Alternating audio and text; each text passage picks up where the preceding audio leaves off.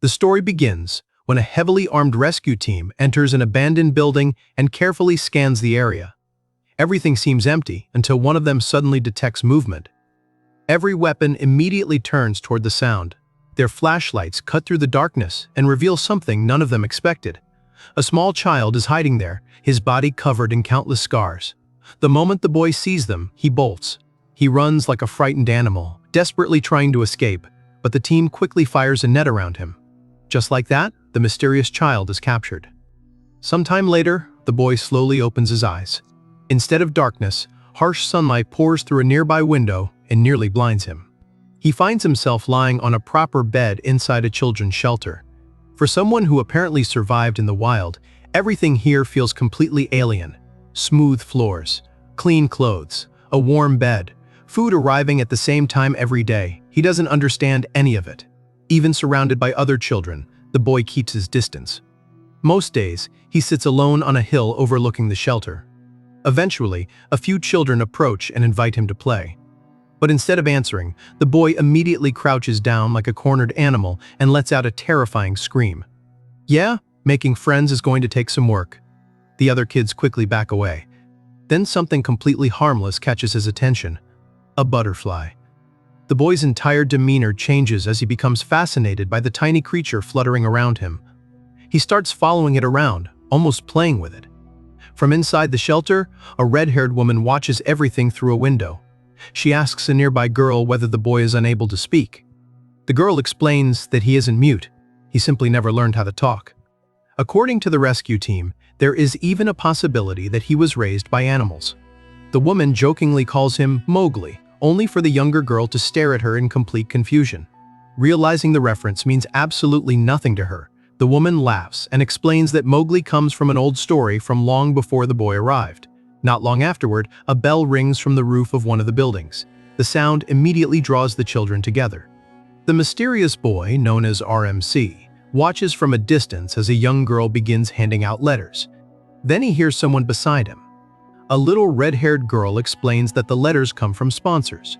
These sponsors occasionally send the children messages and even gifts. She asks whether RMC has a sponsor. Of course, he gives her absolutely nothing back. That doesn't stop her. She grabs his hand and drags him along anyway, basically deciding that they're friends whether he understands it or not.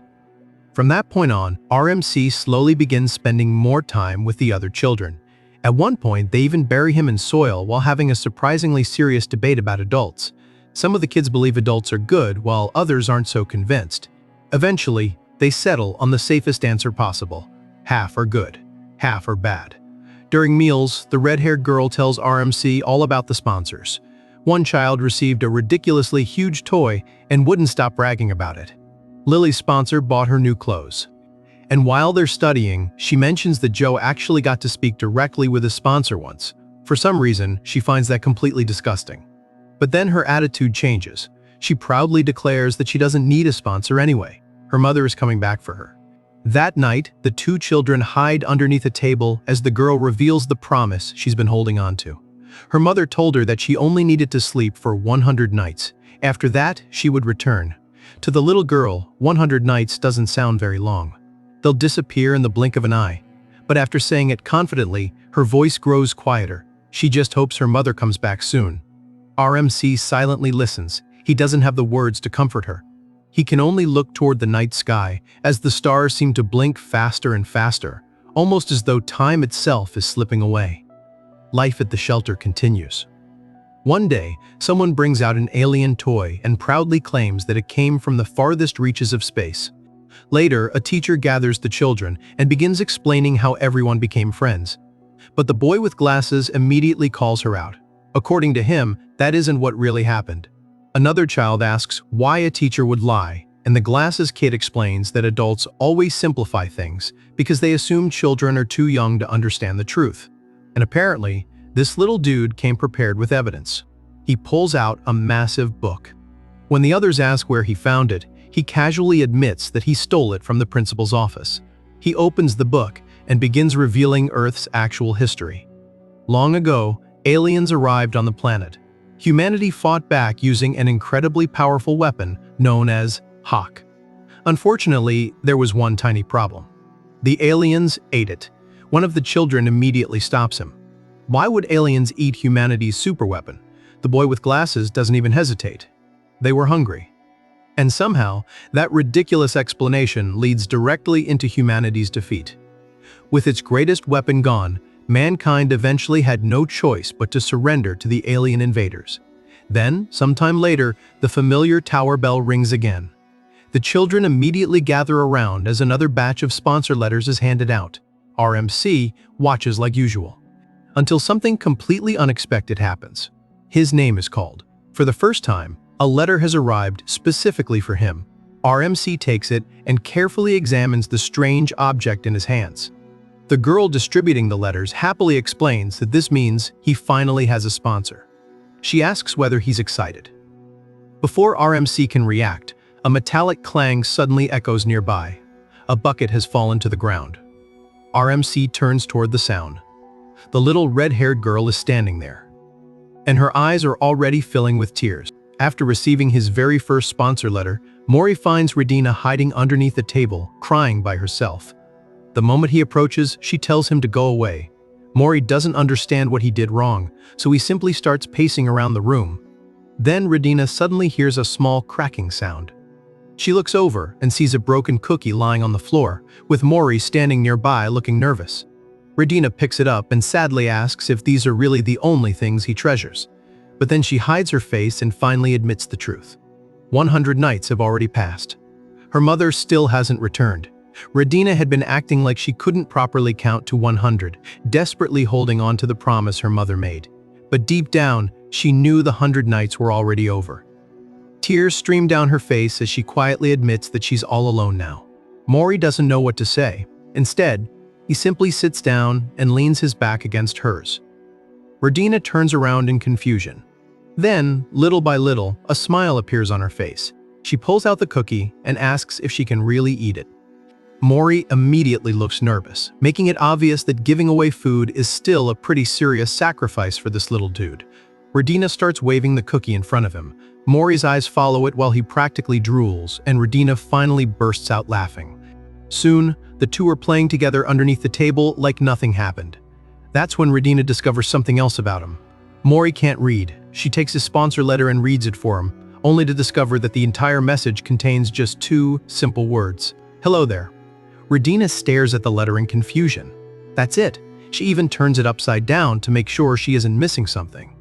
Then Mori notices something falling from the letter. A beautiful blue crystallized flower appears before him, glowing with a stunning radiance. Mori has never seen anything like it. That night, while the other children sleep around him, he lies awake holding the strange flower in his hands. He brings it closer and gently smells it. The fragrance completely captivates him. Still holding the flower, Mori eventually closes his eyes and peacefully falls asleep. Then, the letters keep coming. The tower bell rings again, and another letter arrives for Mori. This time, it isn't alone. The red-haired caretaker gives him several presents as well, commenting on just how lucky he has become. When his friends arrive, they can barely believe what they're seeing. Mori is sitting in the middle of a massive pile of gifts. Radina immediately grabs the newest letter and reads it for him. Just like before, the message uses extremely basic words, and even the handwriting is messy. Meanwhile, the other kids are far more interested in tearing through the presents. There's a talking doll, a set of brightly colored crayons, and plenty of other gifts. Naturally, the children start wondering who Mori's mysterious sponsor could possibly be. Maybe this person is insanely rich, or maybe there's some hidden reason behind all this generosity. Mori couldn't care less about the mystery because the colorful crayons have completely stolen his attention. Unfortunately, he has no idea what crayons actually are, so naturally, he tries to eat one. The others immediately stop him before he can discover that crayons are definitely not snacks. Radina takes one and shows him what it's actually meant for. The moment Mori sees color appearing across the paper, his expression completely changes. Now he gets it. And just like that, time begins moving forward. As the weather grows warmer, the children help with the shelter's laundry. They roll up their pants, climb into the washing containers, and stomp the clothes with their bare feet. Obviously, it doesn't take long before doing chores turns into a game. Radina can't understand what everyone finds so exciting about washing clothes. Mori, however, is having the time of his life. Every time he steps down, Tiny, colorful bubbles appear around his feet, making him even more excited. He starts stomping harder, a little too hard. Radina warns him to be careful, but Mori suddenly loses his footing and tumbles straight into the bucket. Then, someone calls Radina's name. She freezes. For a moment, she doesn't understand what she just heard. Then the voice comes again. Radina. She turns around. A woman is rushing toward her. The second Radina recognizes her, everything else disappears from her mind. She runs forward so quickly that she accidentally knocks over the bucket behind her. Then she throws herself into the woman's arms. It's her mother. The mother she waited 100 nights for actually came back. Radina clings to her while crying, and the other orphan children quietly watch their reunion. Among them is Mori. He stands completely still. For a child who barely understood family when he arrived here, seeing Radina reunited with her mother leaves him stunned. The next day, Radina's eyes are swollen from crying. It's time for her to leave. Before going, she makes sure Mori knows how to take care of himself. She warns him not to eat too quickly because he'll give himself indigestion. Then she gives him her shoes and a small bag. She tells him to stop walking around barefoot. But Radina can't keep herself together for long. She starts crying again and suddenly wraps her arms around him. Through her tears, she tells Mori that no matter what happens, he absolutely has to be happy. This time, Mori understands. He smiles and hugs her back just as tightly. A little while later, Radina stands beside her mother and says goodbye to everyone at the shelter.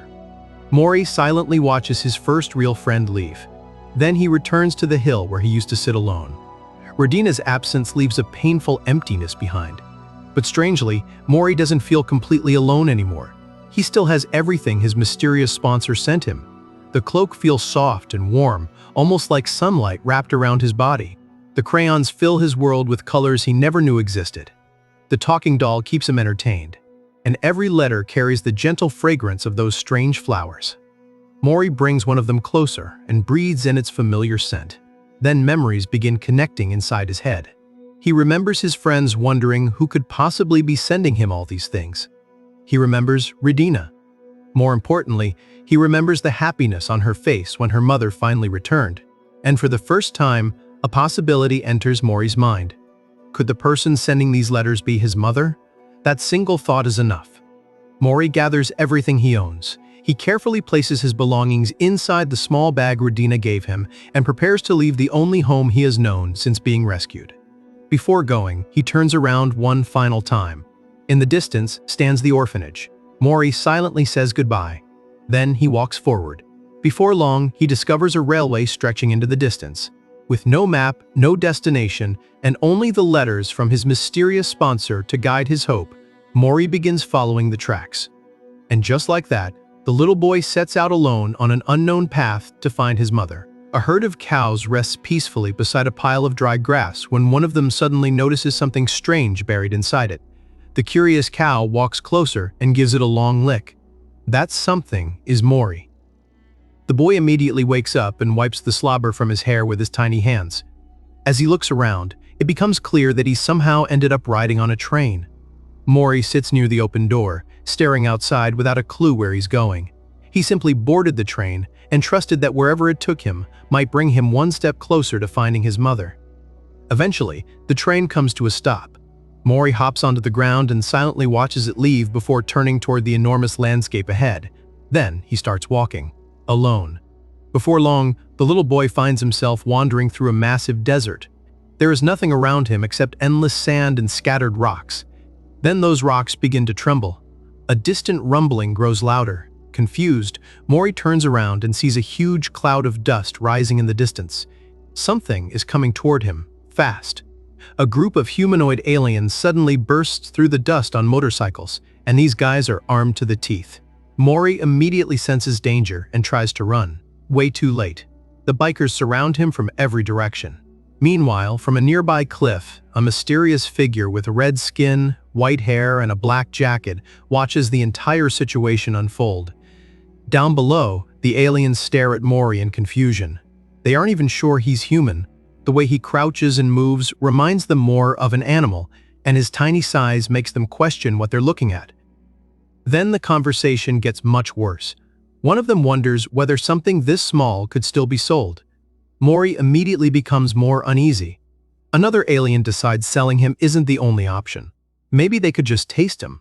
The alien walks toward Mori and figures nobody would notice if one little leg went missing. But before he can touch the boy, another alien suddenly smashes him into the ground. The attacker angrily demands to know who gave him permission to damage their merchandise. The alien immediately apologizes. Apparently, this guy is their boss. The boss looks Mori over and scoffs. Something this tiny wouldn't even be enough to reach the liver. Then, he suddenly hesitates. Something feels wrong. A split second later, one of the aliens is struck down by a bullet.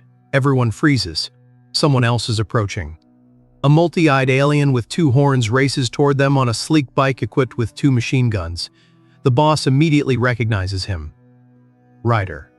He orders his men not to panic. After all, Ryder is only one guy, so the entire gang opens fire. Ryder accelerates. His bike tears across the desert as he effortlessly weaves through the incoming shots. Not a single bullet touches him. The alien boss finally loses his patience and charges personally, raising his massive right hand to crush Ryder. Ryder pushes his bike to maximum speed. A huge explosion erupts. Dust completely covers the battlefield.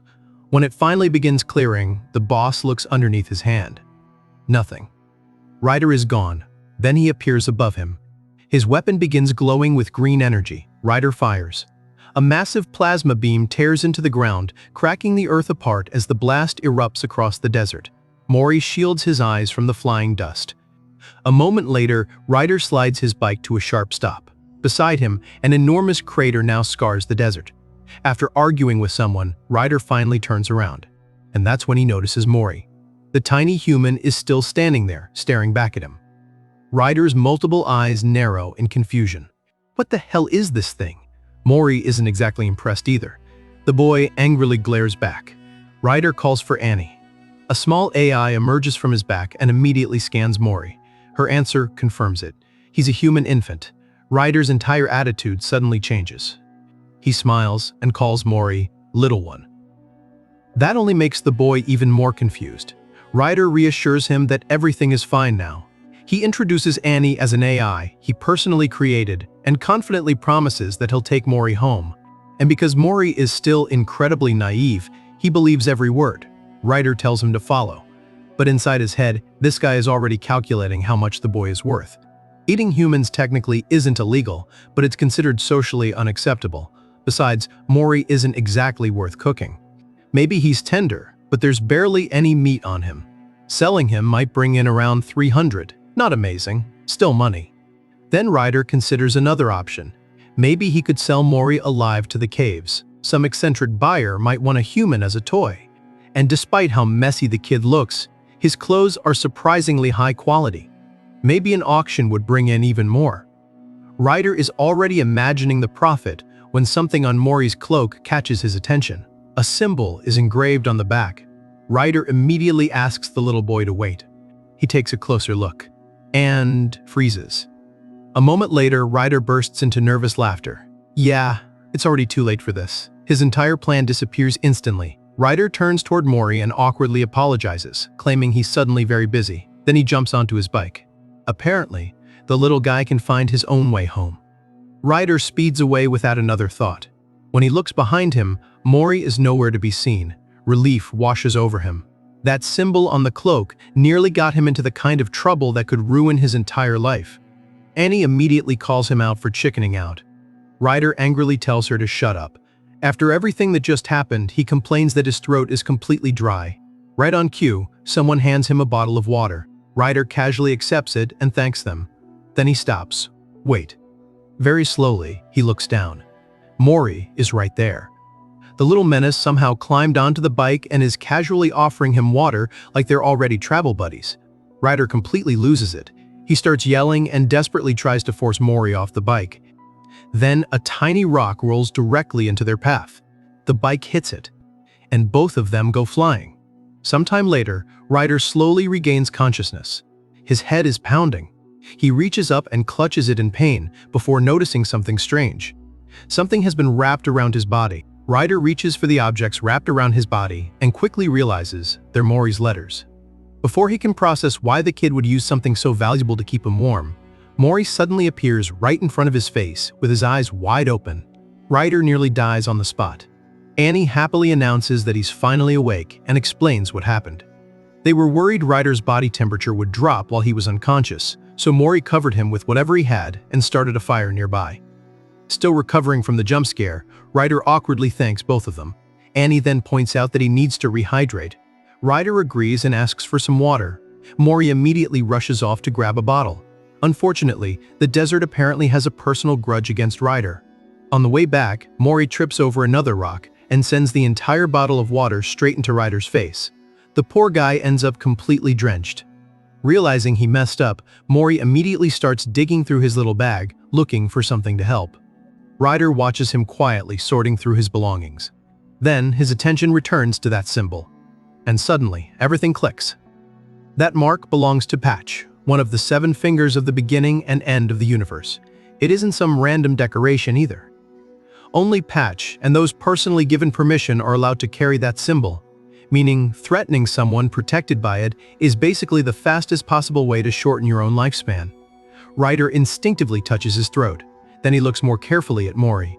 The kid might seem a little unusual, but the same symbol appears across several of his belongings. He's carrying expensive paper that alone could cost as much as an entire month's worth of food, and every letter sent to him is clearly filled with affection. There's only one conclusion Ryder can reach. Someone extremely important cares about this kid, and if Ryder safely returns him, there's probably a reward waiting. Suddenly, helping Mori get home sounds like a fantastic idea. Around this time, Annie warns that her battery is running low. Ryder tells Mori to get some rest while his bike begins dematerializing. Without the bike, they'll have to continue on foot. Ryder studies the surrounding desert and tries to memorize the route toward the nearest city. As they begin walking, a small lizard watches them from nearby. Ryder proudly tells Mori that finding a lifesaver like him is incredibly rare in this world. Sometime later, that same lizard manages to find its partner. Meanwhile, Ryder continues bragging that nobody understands this desert better than he does. By the time the lizard's family is mourning its passing, Ryder and Mori are somehow still wandering through the desert. So much for knowing the area. Ryder continues talking until he realizes Mori isn't listening to a single word. The kid is staring at something in the distance. Annoyed, Ryder calls out to him, demanding to know how he can ignore someone while they're speaking. Then he sees what Mori is actually doing. He's eating some random insect. Ryder goes completely speechless. He immediately rushes over and forces Mori to spit it out. Once the bug is finally out of his mouth, Ryder exhales in relief. But before he can properly scold him, Mori looks away again. Ryder grabs the boy's face and physically turns it back toward him. Clearly, this kid needs survival lessons immediately. He carefully explains that if an insect's legs have a bluish tint, it may be poisonous. If its roots are swollen and round, or if parts of its body turn blue when threatened, then it's definitely poisonous. Ryder asks whether he understands. Mori nods. Perfect. Surely there won't be any more problems. Ryder turns around and immediately catches Mori pulling a tube out of his bike. His patience drops another level. Then Mori decides to touch a dangerous cactus-like plant. More yelling. Later, the kid somehow gets himself trapped in a swamp. Ryder has to pull him out, wash him off, and lecture him all over again. By the end of this nightmare, Ryder finally collapses onto the ground. He's completely exhausted. As he lies there questioning every decision that brought him to this moment, he notices Mori quietly drawing something nearby. Curiosity gets the better of him. Ryder slowly crawls over to see what the kid is making. Mori mumbles something and proudly holds up his picture. Ryder has absolutely no idea what he just said, but one detail catches his attention. There's a box in the drawing with something resembling Mori's name written inside. Ryder wonders if that's actually what the boy is called. Then he notices another figure. It's wearing a black jacket. Ryder points at it and asks what the black thing is supposed to be. Mori immediately points at Ryder's face. Ryder freezes. He looks at the drawing again, then closer. And for a surprisingly long moment, he says nothing, because this is the first time anyone has ever drawn him. Annie immediately notices his reaction and teases him for looking happy. Ryder fiercely denies it. Obviously, he doesn't care about some kid's drawing, not even a little. Annie examines the picture next and concludes that the flat, round figure must represent her. She gives Mori's work a brutally serious evaluation. His observation skills aren't bad, but his ability to represent what he's seeing needs improvement. Final score, 50 points. Ryder grins and suggests that Mori should draw him in a much more impressive way next time, and with that, the night quietly passes. The following morning, Ryder stands on a cliff and checks their location. After studying the landscape, he estimates that once they cross the next hill, they should finally reach their destination. They're almost there. Then Mori suddenly runs off again. Ryder's irritation immediately returns. He shouts after the boy, warning him that if he doesn't hurry up, he'll leave him behind. But then Ryder notices something strange. Mori isn't alone. There's an unfamiliar creature beside him. Ryder narrows his eyes, wondering if it's some kind of wild beast. Before he can figure it out, the ground begins trembling. Something much larger emerges. Another creature of the same species appears, clearly protecting the smaller one. Then it places a blazing palm directly on Mori's shoulder. Flames surge across its body. And Ryder's expression immediately changes as he watches the fire intensify around the little boy. The moment Ryder sees the creature's burning hand on Mori's shoulder, he immediately raises his gun. He shouts at the creature and fires. The larger one instantly moves to shield the smaller creature, while Ryder rushes straight toward Mori. But by the time he reaches him, Ryder's heart sinks. Flames are already flickering around the little boy. For one terrifying moment, Ryder believes it's over. At this rate, Mori will be burned to ashes without leaving anything behind. Then Mori's cloak suddenly billows around him. Ryder and Annie stare in disbelief. The cloak begins extinguishing the flames one by one, almost like an enchanted veil swallowing the fire itself. Beneath the moving fabric is nothing but a strange black void. Within seconds, every flame disappears. Then, Mori collapses. Ryder and Annie can only stare. That cloak's defensive power is terrifying. Ryder immediately kneels beside Mori and carefully checks him over. The moment he confirms the kid is still there, relief hits him so hard he nearly stumbles. Then that relief turns straight into anger. Ryder spins around, points his gun at the creature, and starts shouting. The larger creature immediately moves in front of the smaller one to protect it. It begins arguing back. Unfortunately, Ryder can't understand a damn word it's saying. That only makes him more frustrated. He demands to know why the creature is acting like it's somehow the victim here.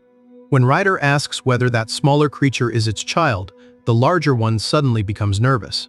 Ryder keeps yelling. Its kid might be fine, but Mori nearly became barbecue. Before their argument can go any further, something silently begins approaching. The ground trembles. Annie immediately detects it and warns Ryder that something is coming from underneath them. Then, the earth erupts. A gigantic earthworm-like alien bursts from below, towering over everyone as its enormous body circles the area. Ryder immediately realizes what they're dealing with. An adult. His first thought is, Mori. Whatever happens next, he needs to get the boy away from here. Annie warns that the massive creature is getting closer. Ryder prepares himself. But instead of attacking, the giant creature does something completely unexpected. It gently bonks the smaller creature on the head. Then both creatures lower their heads toward Ryder and Mori. They're apologizing. Ryder just stares at them. After all that, this giant thing apparently showed up to discipline its kid. Still annoyed, Ryder shouts that a simple apology isn't enough to make him forget what nearly happened. Then, the smaller creature approaches Mori. It holds out a shiny stone. Mori's eyes immediately lock onto it. The little guy is completely mesmerized. He eagerly digs through his bag, searching for something to offer in return. Eventually, Mori pulls out a feather and hands it over. The smaller creature's eyes light up. Apparently, that's a fair trade. Overjoyed, Mori and the little creature begin playfully circling around Ryder while he stands there wondering how the situation went from attempted barbecue to a friendship exchange this quickly. Eventually, it's time for the creatures to leave. The smaller one climbs onto the larger creature, and the group departs together. As they move away, the little yellow creature happily looks back at Mori. Ryder looks at him too. Mori is tightly clutching his cloak. Ryder points out that this is the only reason he survived. The cloak is clearly an incredibly powerful magical item with exceptional defensive abilities. Judging from what just happened, Ryder suspects it can even regulate temperature and protect its wearer from extreme heat. He tells Mori that whoever gave him something this valuable deserves his gratitude. Mori immediately brightens up. Then he happily starts circling Ryder again. Later that night, the two settle beside a small fire and sleep beneath the open sky. But Ryder remains awake. As he stares into the flames, his thoughts return to Mori. Something about this kid still doesn't make sense. Ryder calls Annie and asks her to display everything they know about humans. A digital screen appears. Annie explains that the information shown is basically all the data they have. Ryder studies it. Then he frowns. Mori must have a mother. Annie doesn't understand why that's important. So Ryder explains something fundamental about humans. Unlike their species, which reproduces through division, humans reproduce differently. Long ago, the masters of Earth briefly left the planet and traveled into space. When they eventually returned, countless new life forms had appeared during their absence. Among them was one species defined by overwhelming greed and violent aggression: humans. Humanity eventually convinced itself that everything belonged to them. From a single blade of grass beneath their feet to other human beings, they tried to claim ownership over everything around them. But over time, their population gradually declined. Eventually, humans disappeared. Considering how their civilization ended, Ryder assumes that the powerful humans probably didn't care very much about their own offspring. Then he looks toward Mori. The little boy is peacefully sleeping beside him. Ryder moves closer and examines Mori's tiny hands. Without waking up, Mori suddenly wraps his fingers around Ryder's thumb. Then he smiles in his sleep. Ryder freezes. This little guy is way too adorable. Unable to resist, Ryder gently pokes Mori's cheek. Mori shifts away in his sleep. Ryder pokes him again, quietly entertaining himself while the boy remains completely unaware. But somewhere else, something far more serious is happening. A group investigating Mori's disappearance reports that the entire forest surrounding the shelter has already been fully biodetected. There is no way they should have missed him. Someone suggests that the cloak may be responsible for hiding his presence. A four-eyed alien listens carefully. Then he makes one thing absolutely clear. He will find Mori no matter what. Meanwhile, Ryder is still happily messing with the sleeping boy, completely unaware that someone is already searching for him. The next morning, Mori slowly opens his eyes and finds himself standing in the middle of a beautiful meadow. He gets to his feet and looks around. The entire place is bursting with color, and Mori's eyes widen as he takes in the breathtaking scenery. Then he blinks, his eyes open again, and the meadow disappears. It was only a dream. In reality, Mori is riding behind Ryder on his bike. Ryder points ahead and tells the little guy to take a look. A massive city stretches out before them. After wandering through the desert for so long, they finally made it. Once inside, Mori immediately becomes fascinated by everything around him. The market is packed with strange aliens, unfamiliar buildings, and architecture unlike anything he's ever seen before. Mori can barely decide where to look first. Then, a loud scream suddenly cuts through the market. Both Mori and Ryder immediately become alert. But there isn't an attack. The problem is Mori himself. Several aliens have spotted the tiny human, and they've completely lost their minds over how cute he is. They quickly surround him, praising him from every direction. Mori has no idea how to handle this much attention and becomes increasingly nervous. Ryder immediately pulls him out of the crowd.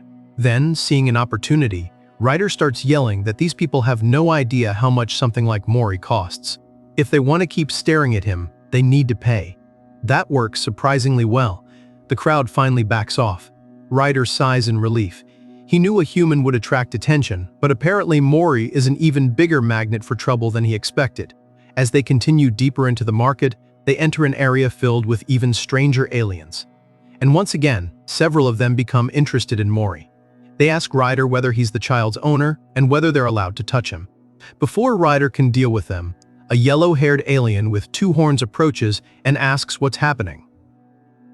Ryder immediately recognizes him as Valentine. Valentine takes one look at Mori and asks the obvious question: since when did Ryder start raising a human? Ryder immediately warns him not to get any weird ideas. Mori isn't food. Valentine bursts out laughing. Apparently, eating humans is considered incredibly outdated these days. Nobody does that anymore. It's barbaric. With that settled, Ryder gets to the actual reason he's here.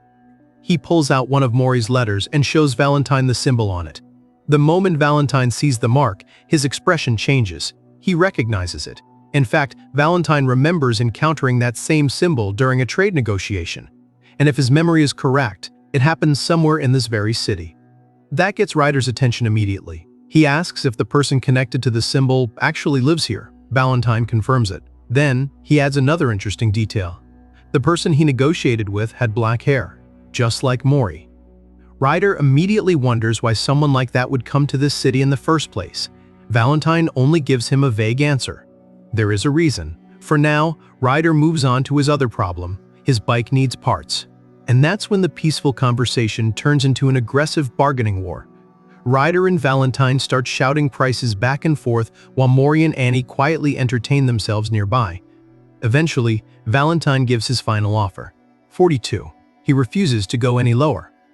Ryder starts dumping everything he owns onto the ground, desperately searching for something he can trade. Annie suggests selling one of her batteries, which still has 70% charge. Ryder immediately refuses. That would be a complete waste. Then Annie suggests selling Mori's letters.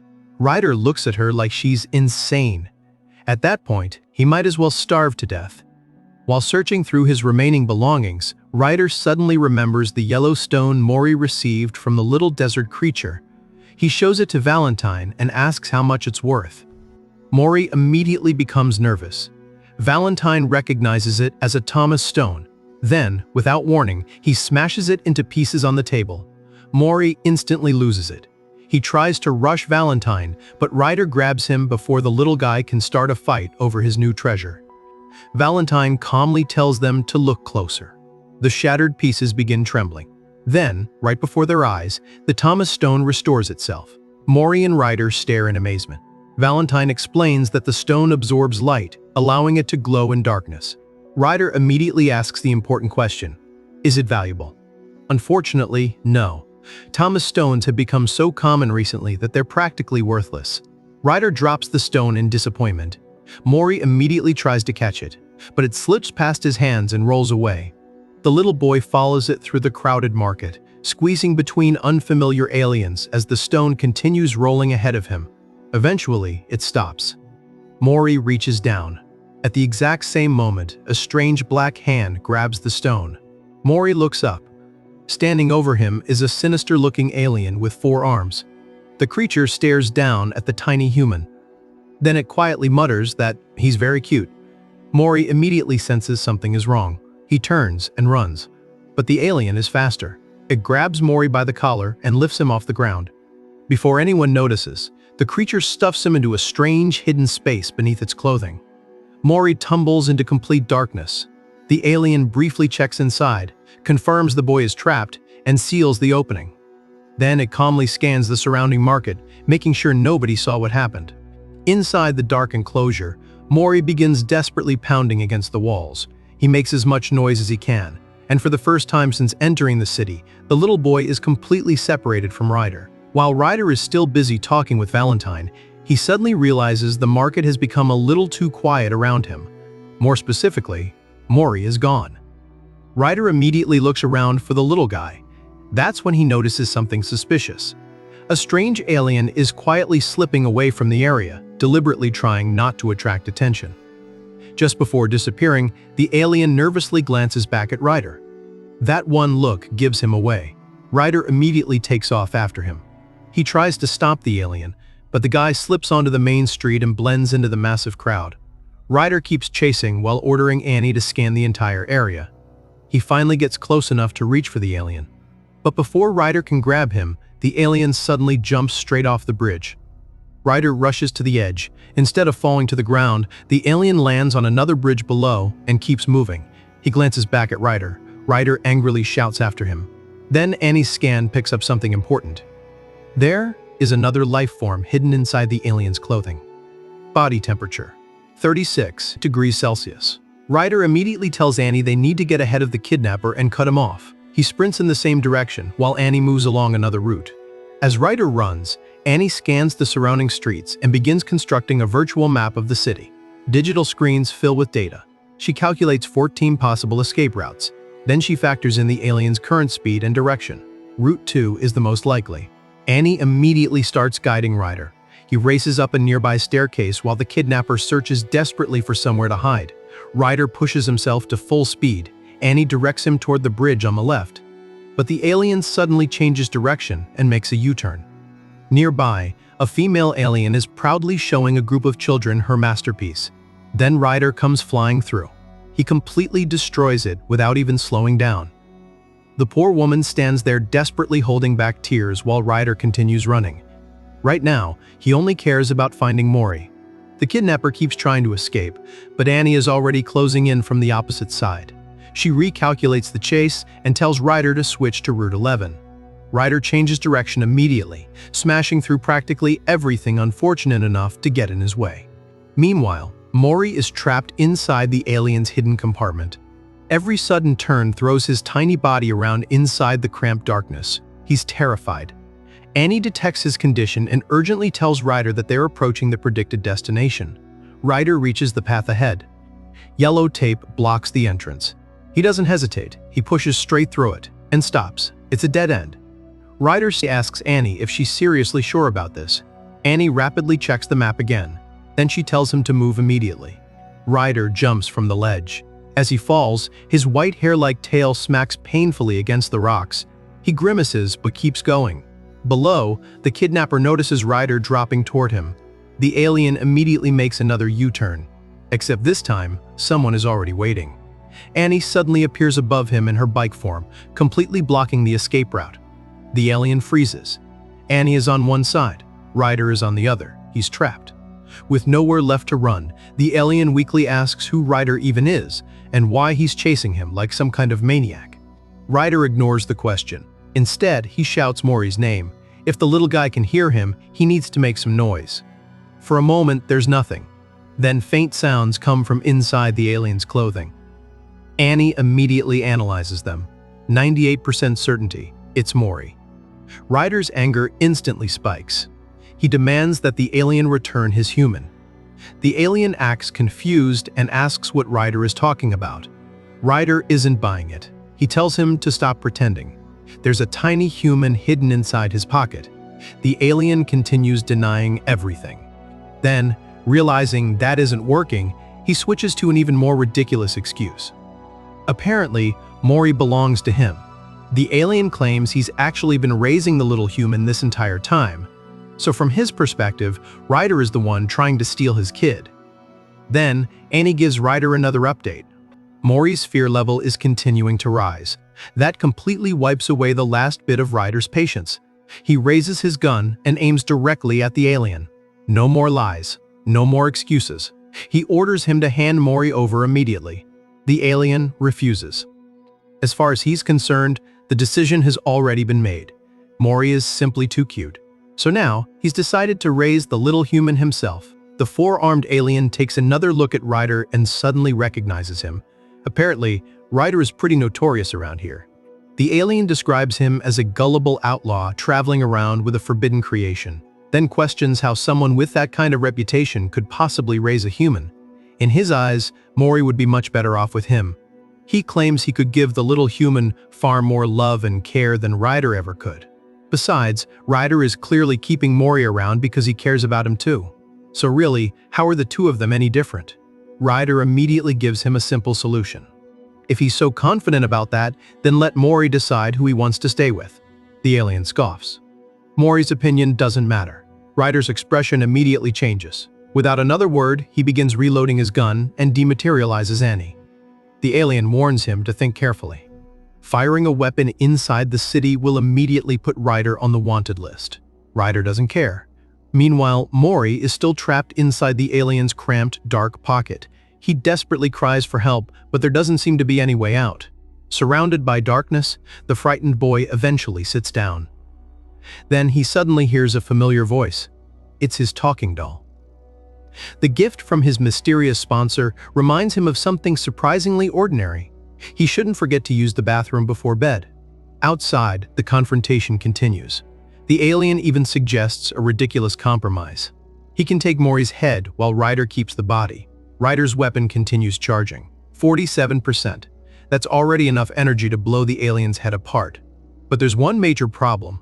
Ryder doesn't know exactly what the pocket holding Mori is made from. If it's actually part of the alien's muscles, shooting him could cause the compartment to contract violently around the boy.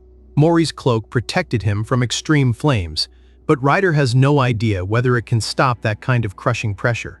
He needs to get Mori out first.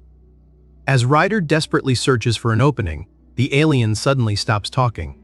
Something feels strange. He slowly looks down. Liquid is running down his body. The alien stares at it in complete disgust. Then realization hits. Mori is peeing inside his pocket. The alien lets out a horrified scream, and the second Ryder understands what happened, a huge grin spreads across his face. That ridiculous bathroom reminder just created the perfect escape route. While the alien is distracted, Mori leaps straight out of the pocket. The four-armed alien immediately snaps. Calling the boy filthy, he angrily reaches out to grab him again. A gunshot rings out. His hand is blasted apart before it can reach Mori. The alien howls in pain as the jewelry he was carrying scatters across the ground. Even while panicking, he immediately starts scrambling around to recover his valuables. Ryder walks closer and points his gun directly at the alien's head. This time, his voice is deadly serious. He warns the kidnapper to listen carefully. If those filthy hands ever touch Mori again, Ryder will make sure he spends his time crawling around like a snake. Then, voices begin approaching from nearby. Ryder turns toward the sound. Someone definitely heard the gunshot. When he looks back, the four-armed alien has already disappeared. Annie figures the shot was simply too loud. They need to leave before anyone else arrives. Ryder immediately materializes his bike. He quickly fixes Mori's pants, gets the little guy on board, and speeds away from the area. Mori clings tightly to him as they escape. Once Ryder finally realizes they're safe, he releases a long breath. Then he bursts out laughing. He starts imitating the four-armed alien's horrified reaction after realizing Mori had peed inside his pocket. Annie has to admit that the escape method was genuinely ingenious. Ryder looks at Mori and praises him for a job well done. Even the little talking doll joins in, proudly congratulating him. With everyone praising him, Mori quickly returns to his usual cheerful self. A moment later, he's sitting proudly on Ryder's head like some tiny king who just won his first battle. Ryder asks Annie where they should go next. She analyzes the surrounding routes and calculates the fastest path forward. Their next destination is the whale's cradle. With the route decided, they continue onward. Of course, Mori refuses to sit still and starts climbing even higher on Ryder. Ryder immediately yells at him to stop. Annie, meanwhile, tells both of them to stay still while they're driving. After traveling for some time, the landscape begins to change. Eventually, they leave the city behind and start climbing a mountain. The journey takes them higher and higher until they finally reach the top. Mori stops in his tracks. His eyes widen at the incredible view stretching out before him. After everything he's seen since leaving the orphanage, the world somehow keeps getting bigger. The journey toward the whale's cradle continues, taking Mori, Ryder, and Annie through forests and long-abandoned ruins. For Mori, almost every new place becomes another playground. He spends most of the journey messing around with Annie while Ryder handles the actual problem of keeping everyone alive. Some nights, they camp outside beneath the open sky, cooking meat over a fire while carefully avoiding the dangerous creatures wandering nearby. And Ryder continues learning new things about Mori. One night, he casually switches on a bright torch. Mori immediately freaks out and starts beating him. Annie calmly records the incident in her database. New information acquired. Mori is afraid of bright spotlights. As they continue traveling, the group leaves messages behind along their route. At another point, Annie picks up a wooden board, and she and Mori use it to drift across the water while playing around with Ryder. For a journey through an alien world, Mori is having a surprisingly good time, at least until they approach a dark cave. The entrance seems completely empty. Then dozens of glowing eyes suddenly appear inside the darkness. A moment later, the creatures begin emerging. Ryder takes one look at them and immediately grabs Mori. No heroic last stand this time. He runs. Annie follows along, somehow taking Ryder's left shoe with her as they escape. Later, Mori and Annie find another way to entertain themselves. Mori sits beside her holding one of his crayons while Ryder sleeps peacefully nearby. The two look at each other. Then at Ryder. Bad decision for Ryder. By the time they're finished, his sleeping face is covered in doodles. After that, the journey continues. They ride across breathtaking mountain ranges and enormous green grasslands, with Mori taking in every new sight along the way. Then something in the distance catches his attention. A strange light. Mori looks upward, his eyes widen. Gigantic whales are soaring through the sky. The enormous creatures glide peacefully overhead as though the sky itself were an ocean. Mori can barely believe what he's seeing. Then, he notices something even closer. A baby whale slowly drifts downward toward the surface. Mori immediately reaches his hand toward it. Ryder understands what the little guy wants. He lifts Mori into his arms, raising him higher. Mori stares upward in complete wonder and stretches out his left hand again. The baby whale passes directly above him. For a brief moment, its fin seems close enough for Mori to touch, and the little boy simply stares, completely enchanted. Then, their journey continues. Sometime later, Mori sleeps peacefully during the trip. His eyes slowly open. But Ryder and Annie aren't what he sees. Instead, Mori finds himself being held in the gentle embrace of a woman. She cradles him carefully while speaking to him in a soft, comforting voice. Mori relaxes in her arms. Then his eyes close again. When he wakes once more, the woman is gone. Mori is wrapped inside a jacket. Ryder looks down and notices that he's awake. He immediately blames Annie for the situation. Annie insists she was only being cautious. If Ryder doesn't like the way she's handling things, he can drive the bike himself. Ryder immediately refuses. Why would he give up the luxury of autonomous driving? Annie mocks him, asking whether he's capable of doing anything without her. Ryder gets annoyed and reminds the AI of one very important detail. He's the one who created her. Eventually, their argument ends as Ryder stops the bike. Ahead of them stands an enormous snow-covered mountain. Ryder stares at the familiar landscape and remarks that this place hasn't changed at all. Annie suggests they move quietly from this point onward. They've seen the creatures in this region become active at night. Ryder agrees. If those things wake up and break their legs, they'll have no choice but to take the long route. Still, Ryder has another idea. He wants to show Mori something incredible. But first, he apparently wants to prepare the kid for every possible disaster. Annie looks at the amount of equipment Ryder has prepared and questions whether he's going completely overboard. She isn't even sure Mori will be able to walk properly after all this. Besides, the kid is already wearing that ridiculously powerful defensive cloak. Ryder refuses to take any chances. Nobody knows what could happen out here. Then he adds another reason. Wouldn't it be fun to roll Mori around like a little ball? Annie immediately calls that abuse. Ryder ignores her and starts trying to convince a completely bewildered Mori. But before he can continue, Annie detects something. Her attention snaps toward the distant snowy mountains. She begins scanning, then urgently calls Ryder. Something is approaching them, fast. Ryder immediately wonders if they're hunters sent after him from the city. Then Annie gives him the speed. Approximately 491 kilometers per hour. Ryder freezes. Whatever is coming toward them is insanely fast.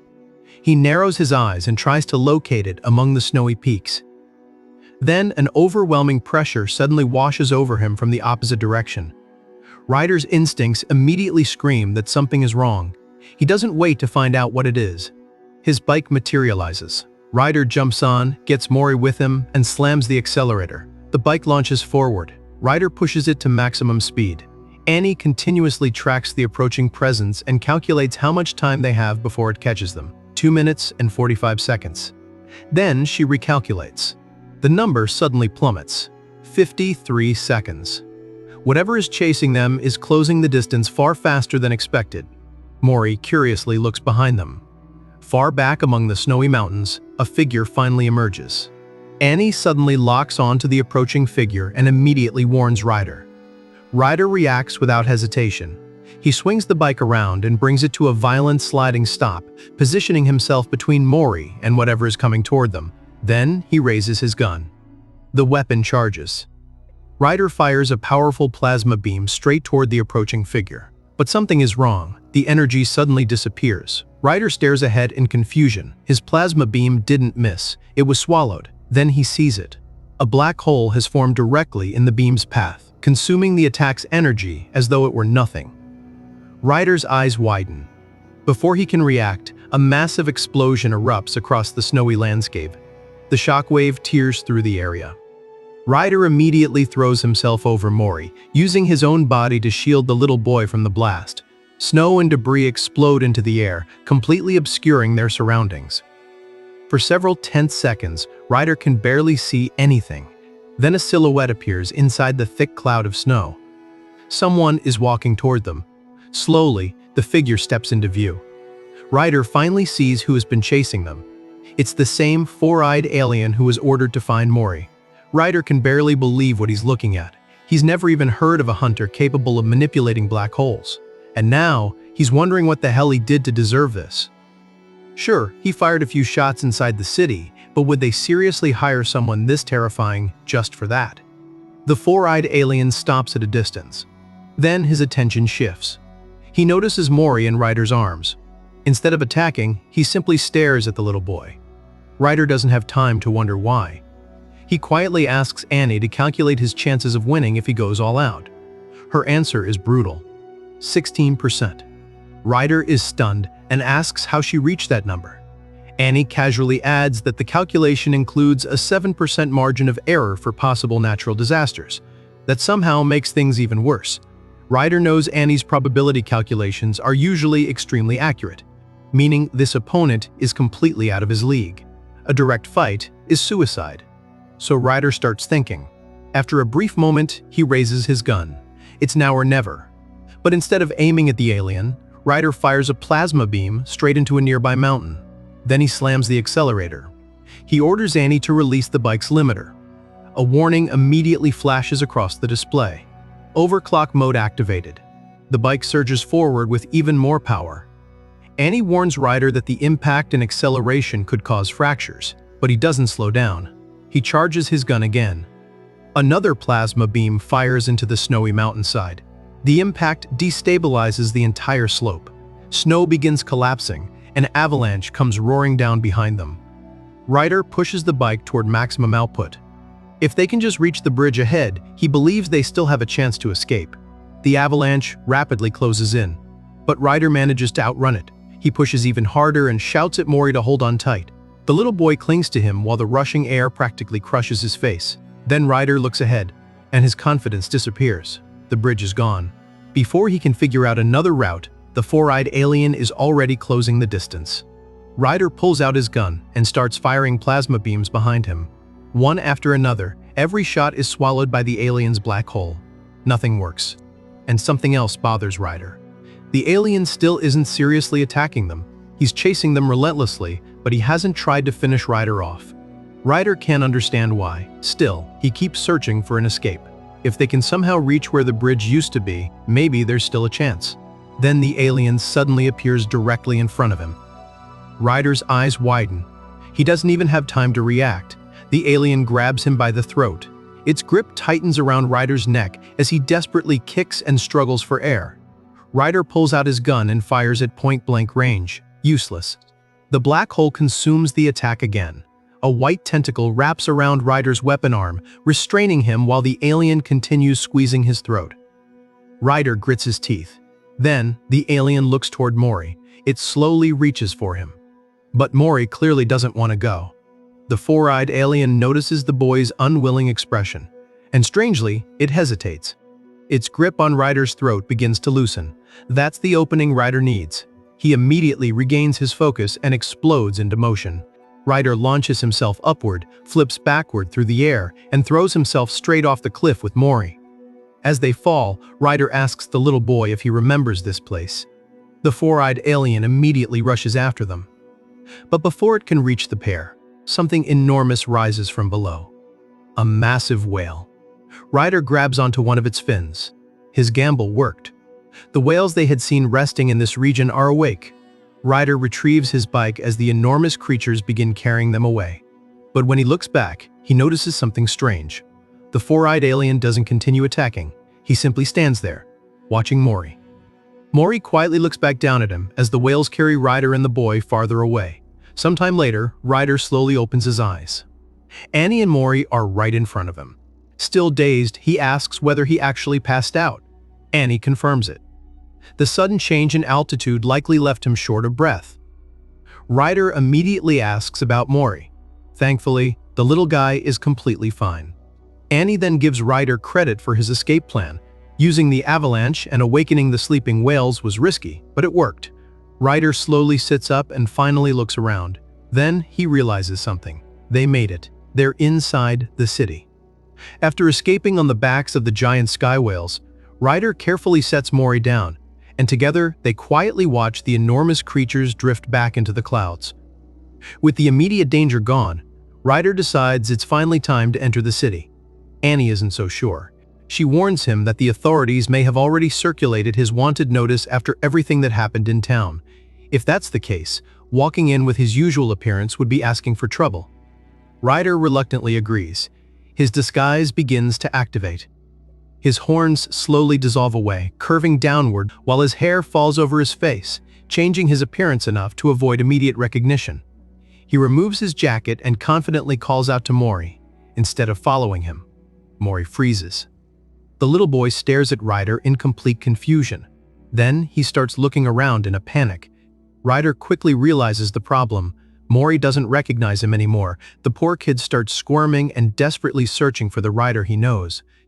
Ryder quickly picks him up and repeatedly tries to reassure him that it's really him. Annie calmly points out the obvious. With a completely different hairstyle, Mori simply can't tell it's Ryder anymore. Ryder sighs. So, now what? Annie comes up with a solution. She climbs onto Mori's head and wraps herself inside the boy's cloak, while Mori sits on Ryder's shoulders wearing Ryder's jacket like a giant blanket. Problem solved, sort of. The arrangement is incredibly awkward, and the two spend the entire walk complaining about how uncomfortable it is. Eventually, they arrive at the city's entrance. Waiting there is a robotic attendant.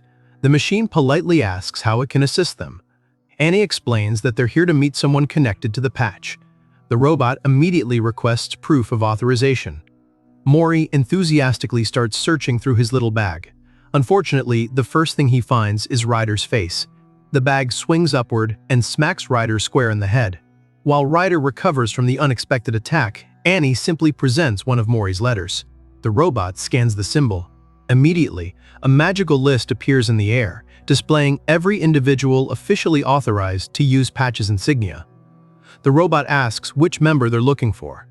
Ryder suddenly realizes something he never considered. Patch isn't just one person. There are multiple members, and they have absolutely no idea which one they're supposed to find. Even Annie hesitates. Then Mori quietly reaches into his bag again.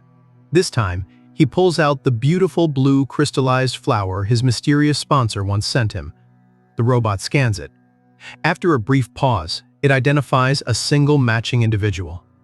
Without another word, the machine summons a mysterious black doorway in front of them. Ryder and Annie immediately assume it's some kind of portal. Neither of them is willing to trust it right away. The pair cautiously circles around it, poking at it and inspecting every angle before slowly reaching out to touch it. The robot patiently explains that they have nothing to fear. No matter which direction they walk after entering, the path will always lead them to the correct destination. Satisfied with the explanation, Annie thanks the robot. Ryder takes a deep breath. Then he carefully reaches one hand through the doorway. Nothing happens, so he steps inside. The group walks through the strange passage for a while before light finally appears ahead. When they emerge, all three of them stop in place. Instead of another city, they're standing in the middle of a beautiful green grassland. And in the distance sits a magnificent mansion surrounded by endless fields. Ryder stares at the enormous estate. What kind of person lives in a place like that? Annie assumes whoever owns it simply has very unusual tastes. Mori, however, sees something completely different. To him, the peaceful building reminds him of the orphanage. The familiar feeling immediately lifts his spirits. Without waiting, Mori happily runs toward the mansion. Ryder follows behind at a much slower pace. When they finally reach the front gate, Ryder suddenly remembers the warning they received earlier. Anyone who enters this place without an invitation could die. He immediately tells both Annie and Mori to stay close while he searches for the button that should open the gate. But before he can find it, Mori hears something. A voice. He walks closer to the gate and peeks through the bars. Then he sees her. A woman with long black hair appears near one of the mansion's windows. Mori's eyes immediately light up. Before he can call out, the woman disappears from sight.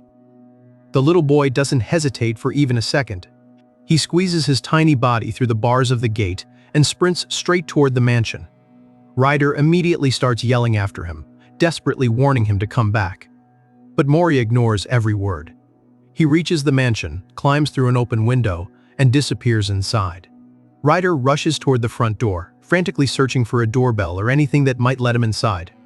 Nothing. There isn't even a proper way to open the entrance. Meanwhile, Mori lands safely inside the mansion. A long hallway stretches out before him. Then he hears movement coming from an open room, certain that the woman he saw might be waiting inside. Mori eagerly runs toward the doorway. As he steps into the room, he sees someone standing inside. Mori excitedly rushes into the room, convinced he's finally about to meet the person he's been searching for. Instead, he finds a penguin-like alien. The strange creature stares at the unexpected visitor in complete confusion and asks who he is and, more importantly, how he even got inside. Mori immediately becomes nervous. While the aliens begin discussing the situation among themselves, wondering why an uninvited guest suddenly appeared and whether they should investigate, Mori quietly starts inching away, hoping nobody notices. Then something familiar reaches him, a gentle fragrance. The unmistakable scent of the blue, crystallized flowers. Mori instantly freezes. His nose follows the scent through the mansion. The penguin-like alien tries to stop him, but the little boy suddenly dashes away. At the far end of the hallway, another door stands slightly open. Mori rushes toward it and pushes it open. The moment he steps through, he bumps into someone. The familiar fragrance is even stronger now. Slowly, Mori looks up.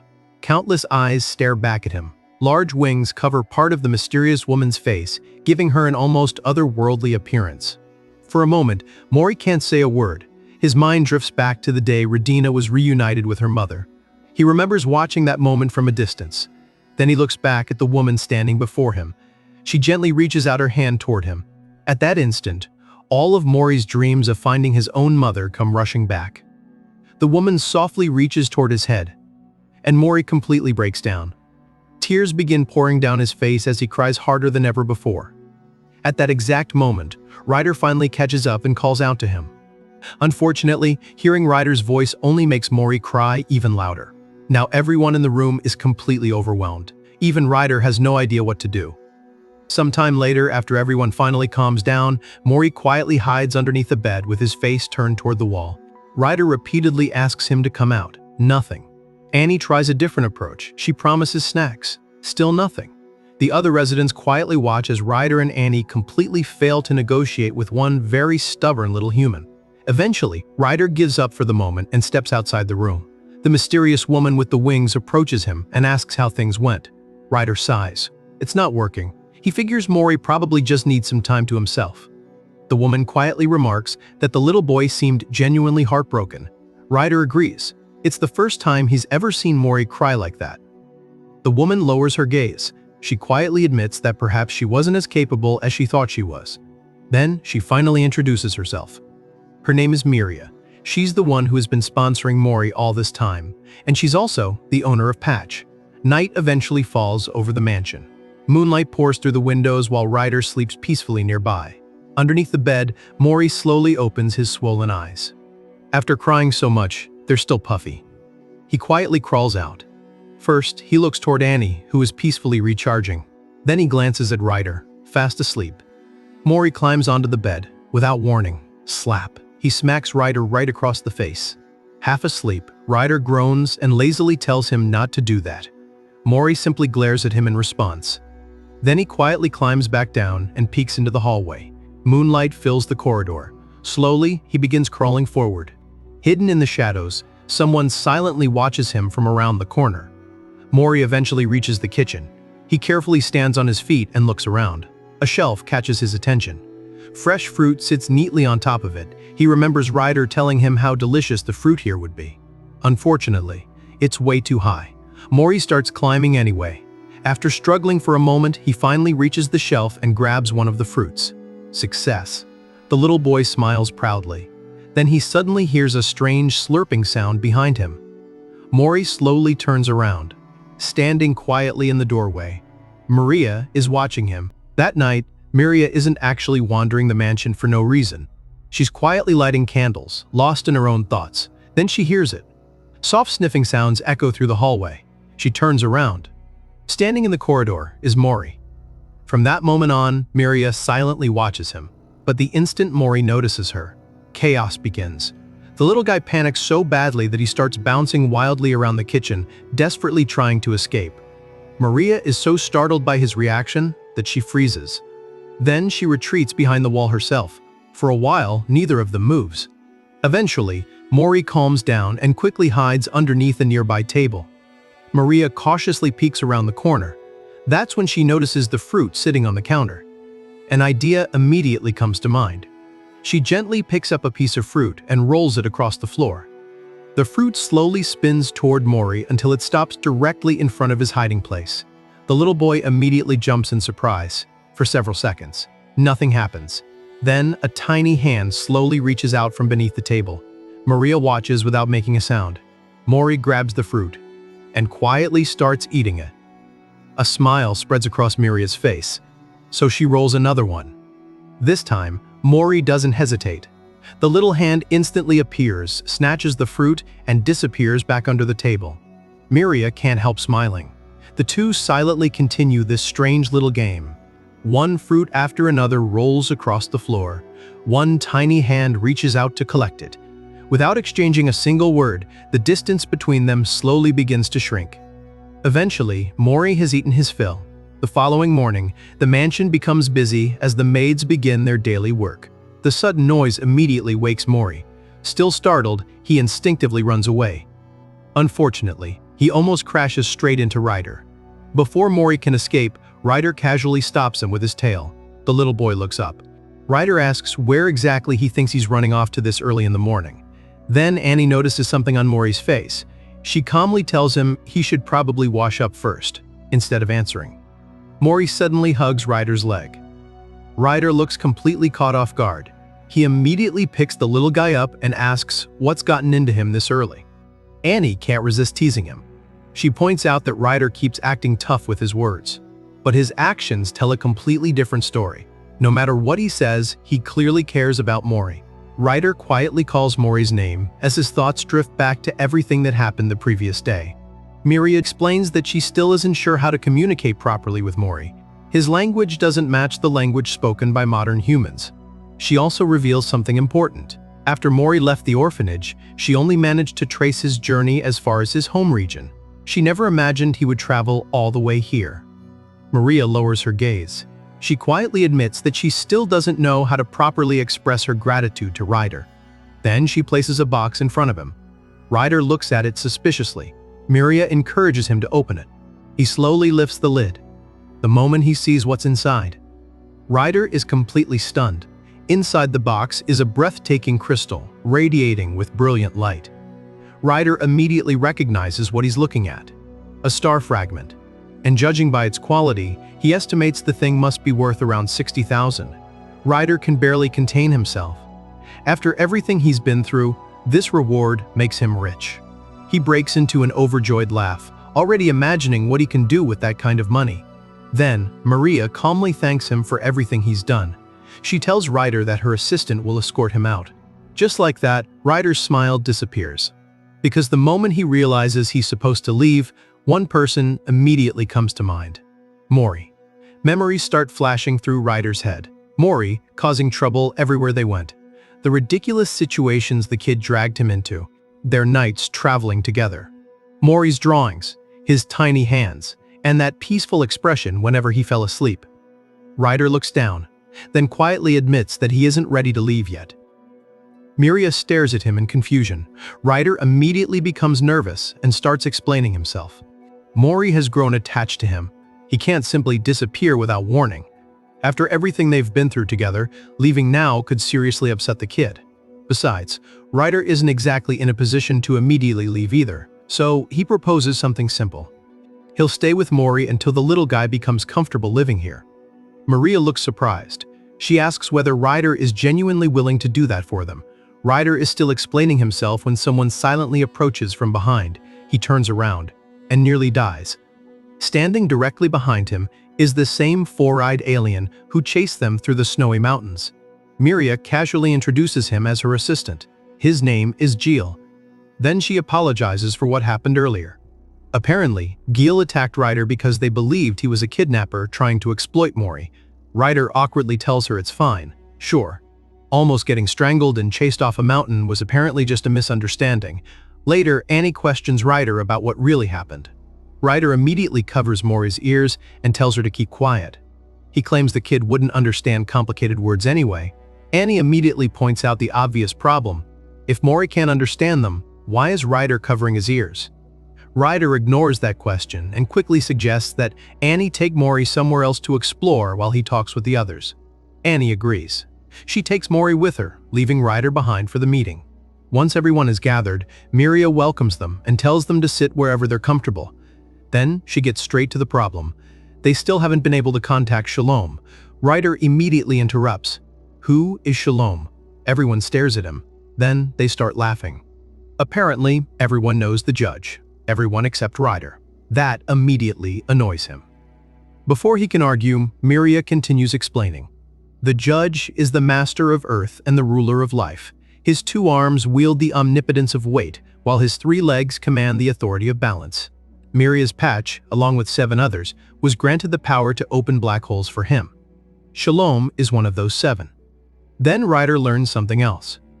The black hole Jeel used against him wasn't actually Jeel's own power, it was merely a fragment of Miria's power that she had lent to him. That explains why Ryder had never heard of a hunter casually manipulating black holes. Maria continues. Shalom's territory stretches from the mountain range all the way to the river of Verdun, and that includes one very important location, the forest containing Mori's shelter. Everything there falls under Shalom's authority. Because of that, any proper communication regarding Mori should have gone through him. But something went wrong. Even after Mori disappeared from the shelter, Maria couldn't establish contact with Shalom. Even stranger, she had stopped receiving the regular newsletters about Mori several weeks earlier. That's why they didn't realize what had happened quickly enough to begin searching for him. Someone reassures the group that it might not mean anything serious. Shalom is exceptionally busy. And apparently, once he falls asleep these days, getting hold of him becomes extremely difficult. With no better option, Miria decides they'll continue sending messages until Shalom finally responds. Until then, Ryder receives one clear instruction. Stay with Mori. And don't go anywhere until they establish contact. Ryder immediately agrees. Then one of the maids suddenly stands up with an unusually serious expression. She asks whether they should begin the real meeting. Ryder pauses. The real meeting. The maid immediately brings out a collection of unbelievably tiny tableware. Ryder stares at it, then at her. What is this supposed to be? She proudly explains that she personally crafted Mori's tableware yesterday. Ryder looks at the microscopic utensils and asks how anyone is supposed to eat with those things. The maid calmly explains that Mori is incredibly small, basically the size of a finger. Ryder immediately snaps back. What is he, an ant? The others quickly try to calm him down. Then another maid approaches. Thankfully, she anticipated this exact problem and prepared plenty of additional tableware, and they're only getting started. Next, they show Ryder an enormous bed. The maid explains that Mori seems to enjoy hiding underneath beds, so they've made sure there's plenty of space for him. Apparently, the area is so huge compared to Mori that he could fit underneath it around 40 times over. One after another, everyone proudly reveals the different things they prepared for him. Ryder watches them getting increasingly excited. He can't help quietly laughing. These people are completely obsessed with Mori already. Meanwhile, Mori is exploring the mansion with Annie. She takes him from room to room, showing him around his new surroundings. Every now and then, Mori stops to draw on the floor or stare curiously through the windows. Later, the two play around in the kitchen. Annie turns the exploration into another lesson. Mori points toward different objects, and Annie patiently tells him what each one is called, one object after another. Everything is going smoothly. Then Mori suddenly points toward something unusual. Annie looks at it, and for once, even she has no idea what it is. Mori immediately tries climbing onto the strange object, assuming it's probably leftover material from one of the mansion's previous projects. Once he reaches the table, he notices several drawings spread across it. Annie takes a closer look. These aren't random sketches. They're designs for handmade items. Then she points out something Mori immediately recognizes. His cloak. Mori quietly stares at the drawings. Memories of the gifts that arrived at the orphanage begin returning to him. The warm cloak, the letters, the beautiful blue crystallized flowers. Everything that had accompanied him before he ever knew who Maria was. Mori gently places his tiny hand against the sketch. For the first time, he can actually picture Maria sitting here and working on the things she eventually sent to him. And little by little, he begins understanding just how much feeling she put into those gifts. Before he can stay there much longer, someone calls his name. It's one of the maids. She explains that when Mori disappeared, they had an incredibly difficult time stopping Miria from personally leaving to search for him. Then she asks what Mori and Annie have been doing. Annie explains that they've simply been exploring the mansion. The maid notices Mori fidgeting with his little bag and asks whether they've enjoyed looking around. That's when Annie brings up something that's been bothering her. How did a building like this suddenly appear inside the city? The maid explains that this mansion is actually a villa Miria built herself, and there was one specific reason for creating it. Miria wanted to understand Mori. After hearing that, Annie and Mori leave the room. Then, while walking through the corridor, they suddenly encounter Miria. Mori and Miria lock eyes. For 1 second, neither moves. Then Mori panics. He turns around and bolts. Miria's expression immediately drops. Even after learning everything she did for him, Mori still can't bring himself to approach her. Ryder happens to witness the entire thing, and unlike before, he doesn't ignore it. He spends the next day thinking about the problem. Eventually, he reaches a conclusion. Miria and Mori need to become friends. The moment Ryder says it, Miria's face lights up. She would love nothing more. Annie immediately asks the important question. How exactly are they supposed to make that happen? Ryder thinks. Then, inspiration strikes. Operation Befriend Mori officially begins. Their first strategy is simple. Snacks. Maria personally prepares homemade cookies and offers them to Mori. Unfortunately, the plan is a complete failure. Sure, Mori likes the cookies, but anyone can give him food. That doesn't magically make him trust Miria.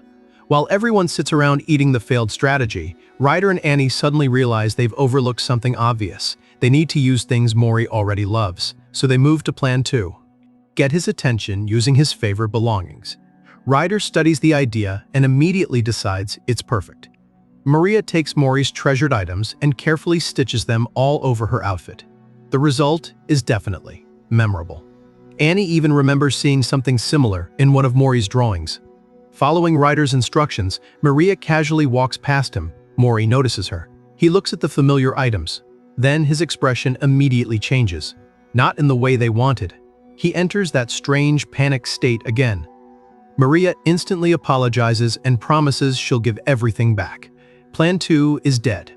So Ryder moves on to Plan 3, a bike. His logic is simple. Mori likes Ryder. Mori likes riding the bike. Combine those two things with Maria, and surely the kid will warm up to her. Annie brings out the bike.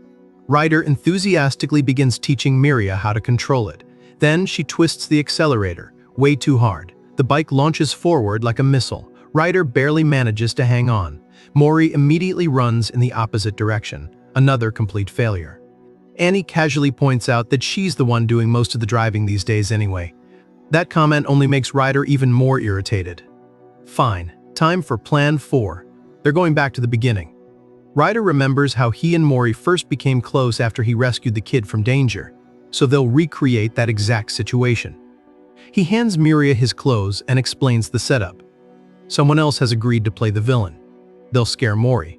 Miria will dramatically appear, save him, and instantly become someone he can trust. Simple.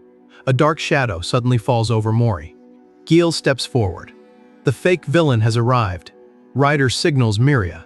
This is her moment. Miria dramatically swings the door open, ready to rescue Mori. Then she freezes. Mori has already taken Gil down.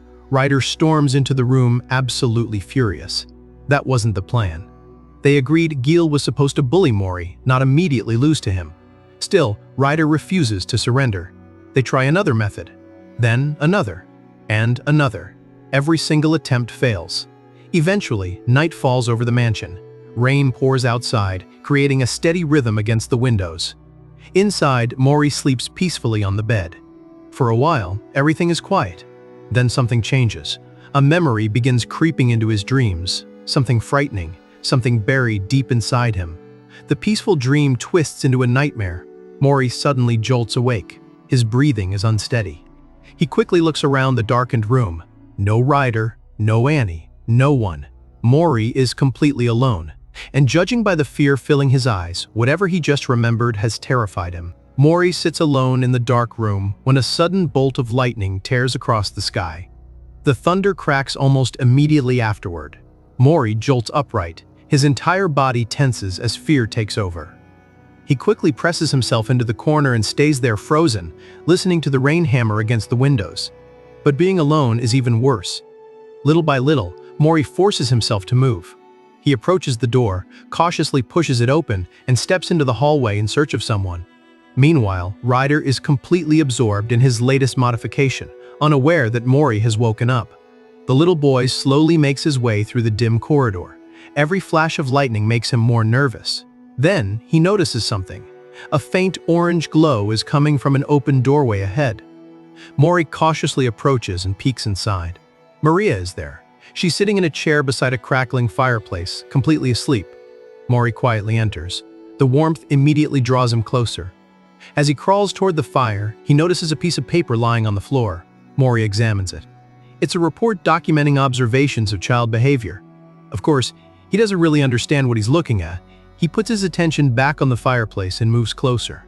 Then, another flash of lightning explodes across the sky. The thunder follows. Mori panics. Without thinking, he launches himself straight onto Miria and buries his face against her. Miria doesn't wake up. Instead, still completely asleep, she instinctively wraps her arms around him. Mori freezes. He definitely wasn't expecting that. He cautiously raises his head and looks at her face. She's still sleeping. Nothing threatening happens. No one pushes him away. Mori slowly relaxes. Then he settles into her warmth and gently hugs her back. As he lies there, memories begin returning. The sponsor letters, the toys, the crayons, the cloak that protected him from the flames, the crystallized blue flowers, and the drawings showing how carefully Miria created those gifts for him. For the first time, Mori begins connecting all of those things to the woman holding him right now. And somewhere inside his little mind, a new feeling begins forming. Miria feels like a mother. Time quietly passes. Eventually, Maria's eyes slowly open.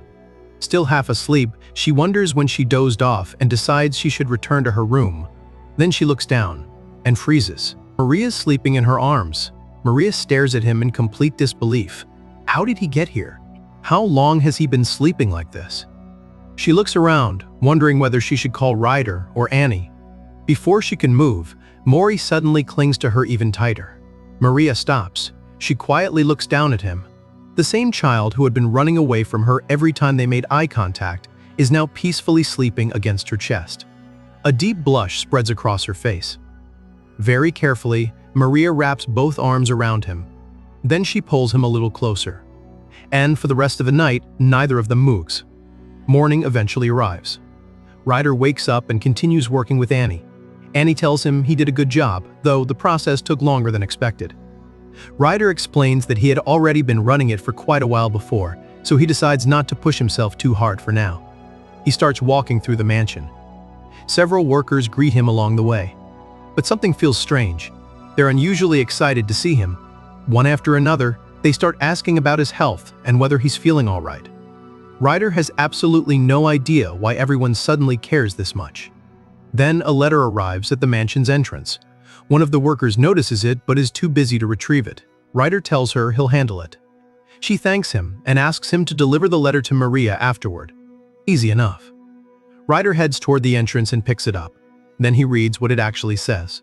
It's a warning notice. About him. The notice identifies Ryder as dangerous. Ryder just stands there completely speechless. Right. He almost forgot about that tiny problem. He's wanted. Then Maria suddenly calls out to him from behind. Ryder nearly jumps out of his skin. He quickly hides the notice before she can see it. Trying to act completely normal, Ryder points out that Miria seems to be in an unusually good mood this morning.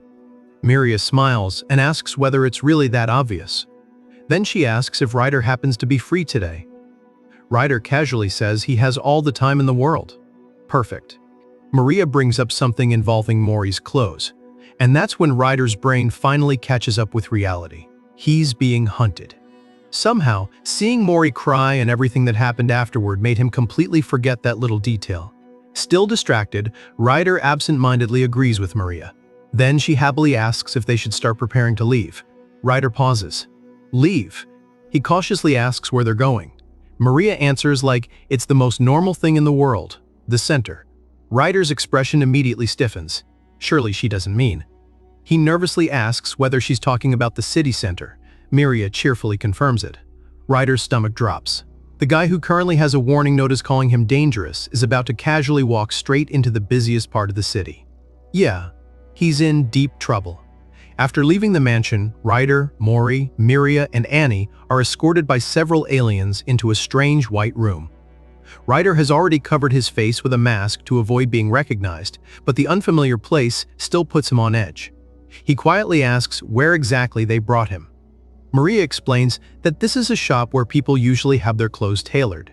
The owner quickly explains how everything works. Before creating the actual outfit, customers can preview different designs virtually and even see how they look while wearing them. Any adjustments can be made instantly before the final version is produced. Since everything here is completely custom-made, customers need to visit in person. It's basically part of the shop's entire philosophy. Miria explains that proper human clothing is incredibly difficult to find these days. Instead of guessing Mori's measurements and trying to make everything herself, she figured it would be safer to leave the job to professionals. Then the shop owner casually mentions that they've already heard plenty about Mori. Ryder immediately looks at Miria. Of course they have. Maria admits that she expected Mori might be nervous around the shop's rather intimidating staff, but she came prepared. The employees reveal several countermeasures Maria provided beforehand, and they immediately catch Mori's interest. The little guy starts following along. Ryder quickly warns him that blindly following strangers just because they have something interesting is exactly how he gets kidnapped. That reminder sends a chill through Miria, who immediately rushes toward Mori. Meanwhile, Ryder thinks back to how they even got here. He was completely stunned when he discovered Miria had access to a dedicated portal reaching all the way to this shop. Apparently, being rich really does solve everything. At least they were lucky enough to arrive without encountering anyone who might recognize him. But Ryder still isn't relaxed. Earlier, he secretly asked Annie to locate every camera around them. Annie scanned the building but explained that the shop's security systems made precise detection difficult. Still, she found several potential threats. One lens behind Ryder, two more in front of him, and security personnel stationed less than 5 meters outside the door. Ryder's mind starts racing. Maybe he should keep his head down, finish this quickly, and return to the mansion. Or maybe he should forget everything, pack his stuff, and get out of this city before his luck runs out. Before he can decide, the curtains suddenly lower. Then they open again. Mori is standing there dressed in an adorable bear costume while holding a honeycomb. Ryder immediately forgets every problem in his life. The little guy is way too adorable. Annie looks at Ryder and questions why he's getting this excited. Then she notices Mariah. She's crying. Mariah quickly wipes herself off and starts adjusting the outfit using the digital panel. Time for another design. Mori's clothes instantly change. Now he's dressed like a tiny jester, complete with 2 wing-like decorations on his head. Miria lets out a sharp cry before quickly covering her mouth. It's amazing. Annie is considerably less impressed. To her, it simply looks like another outfit. Then Ryder grabs the digital screen. Clearly, these people lack vision. He starts designing Mori himself. A moment later, the adorable little human transforms into a miniature heavy metal rock star, complete with a 4-wheeled bike and a skull-shaped handlebar. Ryder's eyes light up. This is it. This is the one. Annie immediately rejects the entire thing. It makes absolutely no sense. So she decides to show them how it's actually done. Annie steps forward and chooses her own design. Mori's outfit changes again, this time taking on a strange, advanced form as futuristic technology seamlessly integrates around his tiny body. Annie proudly declares it perfect. Even the shop owner becomes interested in their little fashion competition. He decides to try something himself. In an instant, another elaborate outfit appears, flowing around Mori while 2 wing-like decorations extend from his head. Maria can barely contain herself as she holds him steady and admires the transformation. The outfit experiments continue. At one point, Ryder's own shirt is changed while he's holding Mori, who's now dressed in a tiny tuxedo with a cookie near his mouth. But while everyone else is enjoying themselves, Ryder's thoughts drift back to his situation. That wanted notice isn't entirely his fault. Sure, firing a weapon inside the city is illegal. But Mori had been kidnapped. Ryder wasn't randomly causing trouble. He was trying to save him. Maybe if he explains everything, they'll understand. Ryder finally calls out to Miria. There's something he needs to tell her. Then he hesitates. The four-armed kidnapper's words suddenly return to his mind. How could someone as dangerous as Ryder possibly raise a human? Ryder falls silent. Then he remembers something else. When they first arrived at the mansion, Miria said her people would escort him out afterward. Suddenly, confessing everything doesn't seem quite as easy. Instead, Ryder changes the subject. He looks toward Miria and Mori and asks something that's been bothering him for a while. Does the writing on Mori's letter really mean lovely circle? Miria searches through her belongings and pulls out a picture. She shows it to Ryder. The image depicts a huge grassland with something barely visible far in the distance. Then Miria explains how everything began. One day, she was handling documents like usual when she received something from Shalom. At first, it looked like one of those ordinary flyers handed out around the city. Miria nearly ignored it, but for some reason, she decided to play it. The next moment, an enormous, vibrant grassland appeared before her. That's when she realized it wasn't a simple document. It was a video. Far in the distance stood a lonely house. Behind it was a hill covered in tall grass. And somewhere among that grass, someone tiny was sitting almost completely hidden. Miria leaned closer. Then she saw him. Mori. The little human simply sat there, looking back toward the recording. Miria was instantly captivated. There was only one thought running through her mind. He was unbelievably round. Seriously. How could anything possibly be that round? By the time the video ended, Miria had already received the picture she was now showing Ryder. She explains that the recording had to be made from far away because Mori was terrified of the camera. At the time, he had apparently been watching an ant nearby. But Miria barely remembers making the decision that followed. Before she knew it, she had already completed the sponsorship process and was choosing Mori's first gift. Miria wonders if the story sounds a little dull. Ryder disagrees. It's a pretty solid beginning. Then, under his breath, he adds that it's certainly better than some people's introductions. Meanwhile, Annie is busy selecting the best materials for Mori's new clothes. Behind them, one of the workers struggles with the equipment. Then the digital screen slips from his hands. The lights suddenly shut off. The worker immediately apologizes and rushes to restore them. Mori quietly fidgets with his tiny fingers in the darkness. Then the lights flicker back on. A bright, round lamp suddenly shines directly above his head. Mori freezes. His eyes lock onto the glowing circle. And in an instant, the clothing shop disappears from his mind. A buried memory crashes back into him. The same overwhelming fear he felt whenever bright spotlights appeared. Something from Mori's past has just been triggered. Mori suddenly bolts toward the door. The movement is so unexpected that both Ryder and Miria freeze for a split second before realizing he's actually running outside. The little boy rushes through the entrance. Then, he crashes straight into someone's leg. The impact sends his tiny body tumbling backward. Still shaken, Mori slowly looks up. Standing over him is a towering alien with no visible face. Instead of eyes or a mouth, only a brilliant glowing light shines where its face should be. Its long legs resemble those of a horse, and from Mori's perspective, it looks enormous. The alien lifts one leg. For a terrifying moment, it seems ready to crush him. Ryder instantly reacts. He shouts Mori's name and rushes toward the entrance, but Annie immediately stops him. If Ryder steps outside now, every surveillance camera in the area will capture him. Ryder hesitates. His mind tells him to stay hidden. His heart tells him to save Mori. In the end, emotion wins. His body moves on its own. As Ryder rushes outside, he notices one of the surveillance cameras slowly turning toward him. Then Miria suddenly steps between Ryder and the camera. She raises her hand. A black hole-like spell blooms from her palm, carrying the familiar fragrance of blue crystallized flowers. The scent instantly reaches Mori. Without even thinking, the little boy instinctively follows it, sliding back toward Miria and Ryder. The two immediately rush over and pull him close. Both of them anxiously check whether he's hurt. Annie scans him and reports that his pulse is racing. Miria notices he's sweating. Then Mori looks up at both of them. His eyes begin filling with tears. Without saying a word, he clings tightly to them for comfort. That night, Mori falls asleep while tightly holding one of his drawings with a sponsor letter resting on top of it. As the little boy sleeps peacefully, Miria quietly turns toward Ryder. She doesn't think the problem is simply bright light. Ryder agrees. After all, the flash from his plasma gun is much brighter than ordinary lights, yet Mori never reacted like this around it. Trying to think of examples, Ryder even brings up the time he supposedly burned down an entire forest. The story sounds incredibly suspicious. Annie silently curses to herself while listening. Maria, however, carefully considers everything Ryder says.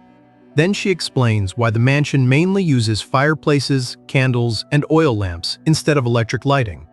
When they investigated Mori's past, every record showed that the orphanage mostly relied on oil lamps and candles. Annie suddenly remembers something. Maybe it isn't bright light itself. Maybe it's lightning. She also recalls that Mori reacted nervously to powerful spotlights before. Ryder immediately connects the dots. Back inside the cave, Mori had also seemed uncomfortable whenever Ryder turned on his flashlight. Only now does Ryder realize the pattern. Whenever a bright circular light suddenly appears, Mori panics. Even the lights inside the clothing shop had projected circular beams. At the mention of circular lights, Maria suddenly falls silent. Something has clicked inside her mind. Miria returns to her room and places a book on the table. She begins quietly preparing something. The following day, she gathers Ryder while Annie and Mori continue playing together. The three adults secretly begin working on a plan. Meanwhile, Mori happily spends his time coloring inside a book, completely unaware of what they're preparing behind the scenes. Night eventually arrives again. One of the maids quietly signals that everything is ready. Another maid carries Mori into the room while chatting and laughing with him. Their surprise is finally revealed. They've built a tiny theater just for him. Mori sits down, looking completely confused. On the stage stands Annie. Behind her is a beautiful backdrop filled with flowers and plants, making the entire stage resemble a peaceful forest. Then, Annie opens a book. She begins reading. Once upon a time, in a forest, there lived 3 little pigs. Mori immediately becomes interested. His eyes stay fixed on the stage. Annie continues. There was also a wolf. The little boy watches every movement with complete attention, while Ryder and Miria quietly observe him from the side. As the story continues, the wolf secretly watches the 3 pigs as they begin building their own houses. Seeing Mori so focused already makes Ryder smile. Then, the story shifts. Behind the scenes, Ryder remembers how they prepared everything. When he first asked what a shadow play actually was, Miria explained the important part. They would begin using a square-shaped beam of light. Then, little by little, they would transform it into a circular spotlight. The goal wasn't just entertainment. They wanted Mori to slowly build positive memories connected to that kind of light. Everything seems to be working perfectly, until Annie suddenly notices something. The cover of the storybook isn't what she expected. Someone is drawn all over it. The illustrations now show Mori happily playing with Miria and Ryder. Then Annie remembers. While everyone else had been busy preparing the play, Mori had been busy drawing, and apparently, he drew inside the actual storybook. There isn't enough time to replace it, so Annie has no choice. She completely improvises the rest of the story. The 3 little pigs decided to trust each other, so they combined their construction budget, their floor area ratio, and hired professional builders to construct an ultra-mega-amazing super-alloy 4th house. Silence. Maria begins sweating. Ryder stares at Annie in complete disbelief. What kind of nonsense story is that? The two immediately start arguing in the middle of the performance. Then, Mori laughs. A genuine burst of laughter escapes him. The room instantly falls silent. Neither Ryder nor Maria expected to hear that sound. They both turn toward Mori. The little boy is laughing wholeheartedly. Slowly, smiles spread across both of their faces. Their ridiculous plan actually worked. For the first time since arriving at the mansion, Mori is laughing without fear. Encouraged by his reaction, they continue the performance. Far away from the warmth of the little theater, another figure quietly walks through the darkness. The mysterious individual orders 2 guards to summon Miria immediately. A bright morning sun pours through the mansion's windows. Mori slowly wakes up, his eyes still heavy with sleep and a little drool clinging to the corner of his mouth. He blinks at the warm sunlight. Then he hears a familiar voice. Good morning. Mori looks up. Annie is standing there waiting for him. The little boy's face instantly lights up and he happily runs straight toward her. Annie smiles. Someone is in an unusually good mood today. She even points out that Mori woke up much earlier than usual. After stretching and rolling around on the bed for a moment, Mori suddenly notices Ryder still buried beneath his blanket, refusing to wake up. The little troublemaker quietly sneaks over. Just as he's about to poke him, Ryder suddenly reaches out from under the blanket, grabs Mori, and pulls him into a sleepy hug. Still half asleep, Ryder mumbles that he just needs 10 more minutes. Mori wiggles free from the hug, jumps off the bed, and sprints toward the door while Ryder and Annie watch him with amused expressions. Out in the hallway, 2 maids greet him with warm smiles. "Good morning, young master. Did you sleep well?" Another maid immediately reminds him not to run through the mansion because it's dangerous. Mori completely ignores the warning. He keeps running until he reaches another room. The moment he rushes inside, Miria is already waiting for him with a gentle smile and her arms open. It almost feels as though she knew he would come. Time quietly passes, before anyone realizes it. An entire month has gone by since Mori first arrived at the mansion. By now, he's completely comfortable causing chaos. One day, he stands in the kitchen happily throwing handfuls of flour into the air like falling snow while Annie laughs beside him. Then, one of the maids walks in. She freezes. The entire kitchen she just cleaned is now covered in white flour. Mori. She rushes over in complete panic. Before anyone can say another word, Mori's stomach growls loudly. Annie immediately notices. "Are you hungry?" That single question sends the mansion into absolute chaos. 3 more maids rush into the kitchen in complete panic. He's hungry. They immediately begin fussing over Mori, convinced he's somehow become thinner overnight. The kitchen transforms into a battlefield. The head chef launches into action, slicing ingredients at incredible speed while stir-frying rice with the precision of a master chef. Minutes later, a steaming meal is placed in front of Mori. The little boy attacks it without hesitation. Within moments, everything is gone. After finishing every last bite, Mori flops onto the floor with a perfectly round stomach. The worried maids finally breathe sighs of relief. Crisis averted. Later, Mori bumps into Gil. One look at the flour-covered little boy is enough. Without asking permission, Gil picks him up and carries him straight to the bath. He scrubs Mori so aggressively that Annie immediately steps in. She tells Gil to be more gentle. He's washing Mori like he's doing laundry. Once the cleaning is finally over, Mori wanders into Miria's room. She's sitting at her desk writing documents. Mori quietly stands there watching her. Miria notices his gaze and looks up. The sunlight pouring through the window surrounds her in a gentle glow. To Mori, she looks absolutely beautiful. He simply stares at her in silent admiration. A moment later, Ryder walks into the room. Seeing Mori quietly sitting beside Miria while she patiently teaches him, Ryder can't help smiling. What a surprisingly studious scene. Curious, Ryder asks what they're doing. Maria explains that she's helping Mori copy the letters written on flashcards. Annie leans over to inspect his work, then immediately points out that every single answer is wrong. Ryder looks at Mori's notebook. Miria proudly insists that the letters are at least somewhat similar. Annie just sighs. She jokingly tells Miria that her judgment is becoming just as biased as Ryder's. Mori, completely ignoring the discussion, starts digging through another pile of books. Eventually, he finds one that catches his attention. He carries it over to Annie and hands it to her. Annie immediately understands. He wants her to read it. Since Mori still can't read by himself, Annie begins reading the book aloud while he listens carefully. The book describes a strange biological phenomenon. Ryder overhears part of it and immediately interrupts. That's division. Apparently, Annie forgot part of what Ryder had previously taught her. She admits she doesn't fully understand the context. Maria points to another section and explains. Different species experience the process differently. Sometimes it can even take hundreds of years. When a body's lifespan reaches its end, its cells enter a dormant state before returning to their original form.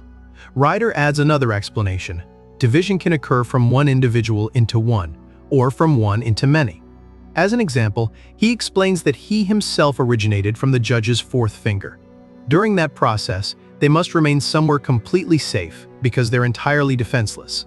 Now that everything finally makes sense, Annie thanks Miria for the explanation. When the lesson ends, Miria smiles warmly at Mori. How was it? Was it difficult? Then she looks down. He's gone. Somehow, Mori has disappeared again without anyone noticing. Elsewhere in the mansion, a maid discovers exactly where he went. Mori is happily drawing all over one of the walls. His masterpiece is growing larger by the second. The maid isn't impressed. She calmly hands him a cleaning cloth. Then she makes the little artist scrub every bit of it off himself. Mori looks completely confused. Why would anyone erase such incredible artwork? Nearby, Ryder, Annie, and Miria quietly watch the entire scene. When Mori finally finishes cleaning the wall, he turns around with an adorably frustrated expression.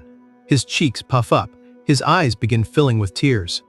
The maid smiles. She jokingly says she thought he wasn't going to cry. The teasing only makes him pout even more. Seeing that Mori is still upset, Maria gently kneels beside him and explains that walls aren't meant for drawing. She patiently teaches him where he can and can't draw. Meanwhile, Ryder decides to tease him as well. He warns Mori that if he ever draws on the walls again, Gilles will come after him. Apparently, becoming a little rascal has consequences. Just then, the bell outside rings. The mail has arrived. The sound instantly puts Ryder on edge. Without even thinking, he blurts out, "Me." He immediately rushes outside before anyone else can collect it. Maria watches him in complete confusion. Ryder quickly grabs the envelope. Then he checks its contents. A wave of relief washes over him. It's not another wanted notice. Smiling like nothing happened, Ryder casually hands the letter to Miria. She thanks him. Ryder confidently replies that it was no problem. Inside, however, he's celebrating the fact that he isn't being arrested today. Miria begins reading the letter. Then her expression suddenly changes. Her eyes widen. She immediately looks toward Ryder. Ryder. The moment he hears his name, every worst-case scenario imaginable flashes through his head. Did she discover the truth? Did someone report him? Has she known everything this entire time? Is this finally the moment he gets arrested? His thoughts spiral completely out of control. Miria calmly tells him they need to talk. Ryder stiffens. This is definitely it. Maybe it's better if he confesses before she says anything. He takes a deep breath and prepares himself. Before he can speak, Miria holds out a small stone. Ryder recognizes it instantly. It's a stone that opens the door to the judge's chamber. Then Miria calmly reveals something even bigger. She successfully contacted the judge. Ryder's face goes completely pale. His heartbeat skyrockets. Surely this has something to do with him. Surely he's finished. His imagination completely runs wild. Then Maria asks a question Ryder never expected to hear. Have you ever thought about joining Patch? Ryder's mind goes completely blank. That was absolutely not where he thought this conversation was going. Ryder's mind completely blanks. He genuinely has no idea how to respond to what Miria just told him. For several awkward seconds, the two simply stare at each other. Seeing his hesitation, Miria wonders if she brought this up too suddenly. Ryder immediately stumbles over his words, insisting that isn't the problem. He's just completely confused. Realizing she needs to explain, Mariah finally gives him the full story. She sent a message to the judge because she wants to officially make Mori part of their family. And now, the judge has responded. They've been summoned for a meeting. Maria explains that there are barely any laws or precedents involving humans anymore. Because of that, the higher-ups probably want to see both her and Mori in person before approving anything. There's still one problem. They haven't heard from Shalom. But since Maria normally encounters Shalom during matters like this, she's confident everything will work out once they meet. Ryder listens in surprise. Then Maria explains why making Mori an official family member matters so much. Once he's registered under their family, anyone who attacks or threatens Mori will essentially be attacking them as well. That gives him protection he currently doesn't have. And that isn't all. Miria also intends to clear Ryder's bounty. Ryder freezes. Wait, she knows about that? He immediately asks how long she's known he has a wanted poster. Miria casually reveals that she knew from the very beginning. Ryder is speechless. This whole time, he thought he was secretly hiding it from everyone. Meanwhile, Miria already knew everything. Ryder points out another problem. If the higher-ups discover she knowingly allowed a wanted man to stay inside her home, they're obviously going to question her. Maria isn't worried. She'll simply explain the truth. Mori was emotionally attached to Ryder. The little boy had already been crying, and separating the two at that moment would only have made things worse. That should give them enough grounds to appeal the situation. And if the higher-ups still decide to cause trouble, Miria will subdue them herself. Ryder immediately stops worrying. Yeah, he almost forgot who he was talking to. Maria's black holes definitely aren't decorative. She already understands how Ryder received the bounty in the first place. Everything started because he was trying to protect Mori. Unfortunately, she admits that removing Ryder's bounty won't be simple. The aliens responsible for issuing it might not be difficult to deal with, but officially clearing his status is another matter. Ryder silently agrees. Then Maria hands him the stone. She admits that living here might not be nearly as exciting as the adventures Ryder and Mori had while traveling together. Then she smiles and casually says she wants Ryder to become her husband. Ryder freezes. Maria immediately reveals she's joking. What she actually means is much simpler. She wants Ryder to stay, not as some temporary guardian, not as an outsider waiting until Mori adjusts. She wants him to become part of their family. For once, Ryder doesn't have some sarcastic response ready. Maria's words are completely sincere. She gently tells him to think about it seriously. Ryder looks at her. His voice trembles slightly. Then he gives her his answer. He will. After leaving the room, Ryder spots Mori sleeping peacefully on the floor while Annie stands nearby watching over him. Ryder immediately wonders why their adorable little Mori is sleeping down there. He carefully picks the boy up and holds him against his chest. Annie narrows her eyes. Something is suspicious. She asks why Ryder suddenly looks so happy. Ryder immediately gets defensive. What is she talking about? Annie isn't buying it. Clearly, something good happened while she wasn't there. Ryder denies everything, trying not to raise his voice enough to wake Mori. Within seconds, the two are bickering like usual. Sometime later, everyone begins preparing for the meeting with the judge. Ryder carefully adjusts Mori's cloak before stepping back to admire his work. Perfect. Their little guy is clean and presentable. Ryder explains that first impressions are incredibly important when meeting someone powerful. So he made sure Mori looks his absolute best. He reminds the boy not to panic, stay calm, and most importantly, smile. While everyone continues preparing, Ryder notices Mori fidgeting nervously. His expression softens. He calls Mori over and reminds him to keep his bag safe. Then Ryder retrieves the special stone. He divides it into two pieces and turns Mori's half into a small necklace. Carefully, he places it around the boy's neck. Ryder keeps the other half. He explains that the piece represents him. No matter what happens, Ryder will always be there for Mori. The little boy looks down at the necklace. Slowly, his nervousness begins fading. Miria still looks concerned. She gently asks whether this is too difficult for him. If Mori isn't ready, she can request that the meeting be postponed. There's no reason to force him through something frightening before he's prepared. But Mori immediately shakes his head. No, he wants to go. Seeing that determination, Miria and Ryder exchange proud smiles. It's time. Miria activates the stone. Before them, it transforms into a portal-like doorway. Everyone falls silent. Miria explains that she needs to enter first and formally pay her respects. Gil and Mori must wait outside until they're given the signal. They've already practiced exactly what to do. With that, Maria steps through. Mori watches her disappear. His nervousness briefly returns, but he takes a deep breath, closes his eyes, and prepares himself. When the time comes, Mori steps forward. The moment he opens his eyes again, everything has changed. He's standing in a completely unfamiliar place surrounded by numerous alien beings. Meanwhile, Ryder and the others remain outside, watching everything through a screen. Maria walks toward the center. Then the ground begins trembling. The atmosphere changes instantly. A crushing presence fills the entire area. Something enormous appears before her. A colossal blue entity resembling a living galactic void. Its presence alone makes the entire chamber feel insignificant. The being demands an explanation from Miria. She immediately bows respectfully. Watching through the screen, Ryder turns pale. Sweat forms across his face. So that's the judge. After completing the formalities, Miria subtly raises her hand, the signal. Gil gently pats Mori on the shoulder. He reminds the boy to stay calm and keep his eyes focused on the judge. Mori nods. Then he walks forward. Suddenly, a huge circle of light surrounds him. For a moment, the familiar fear returns. But this time, Mori doesn't run. He remembers what he's experienced. The shadow play. The circular spotlight. The happy memories Ryder, Miria, and Annie deliberately created for him. His tiny fist clenches. He's still nervous, but he keeps walking. Outside, Ryder and the others can barely contain themselves. Their plan worked. All that ridiculous effort with the shadow play actually helped him overcome his fear. They quietly cheer him on. Mori, however, only focuses on one person, Maria. She's standing at the center with her arms open, waiting for him.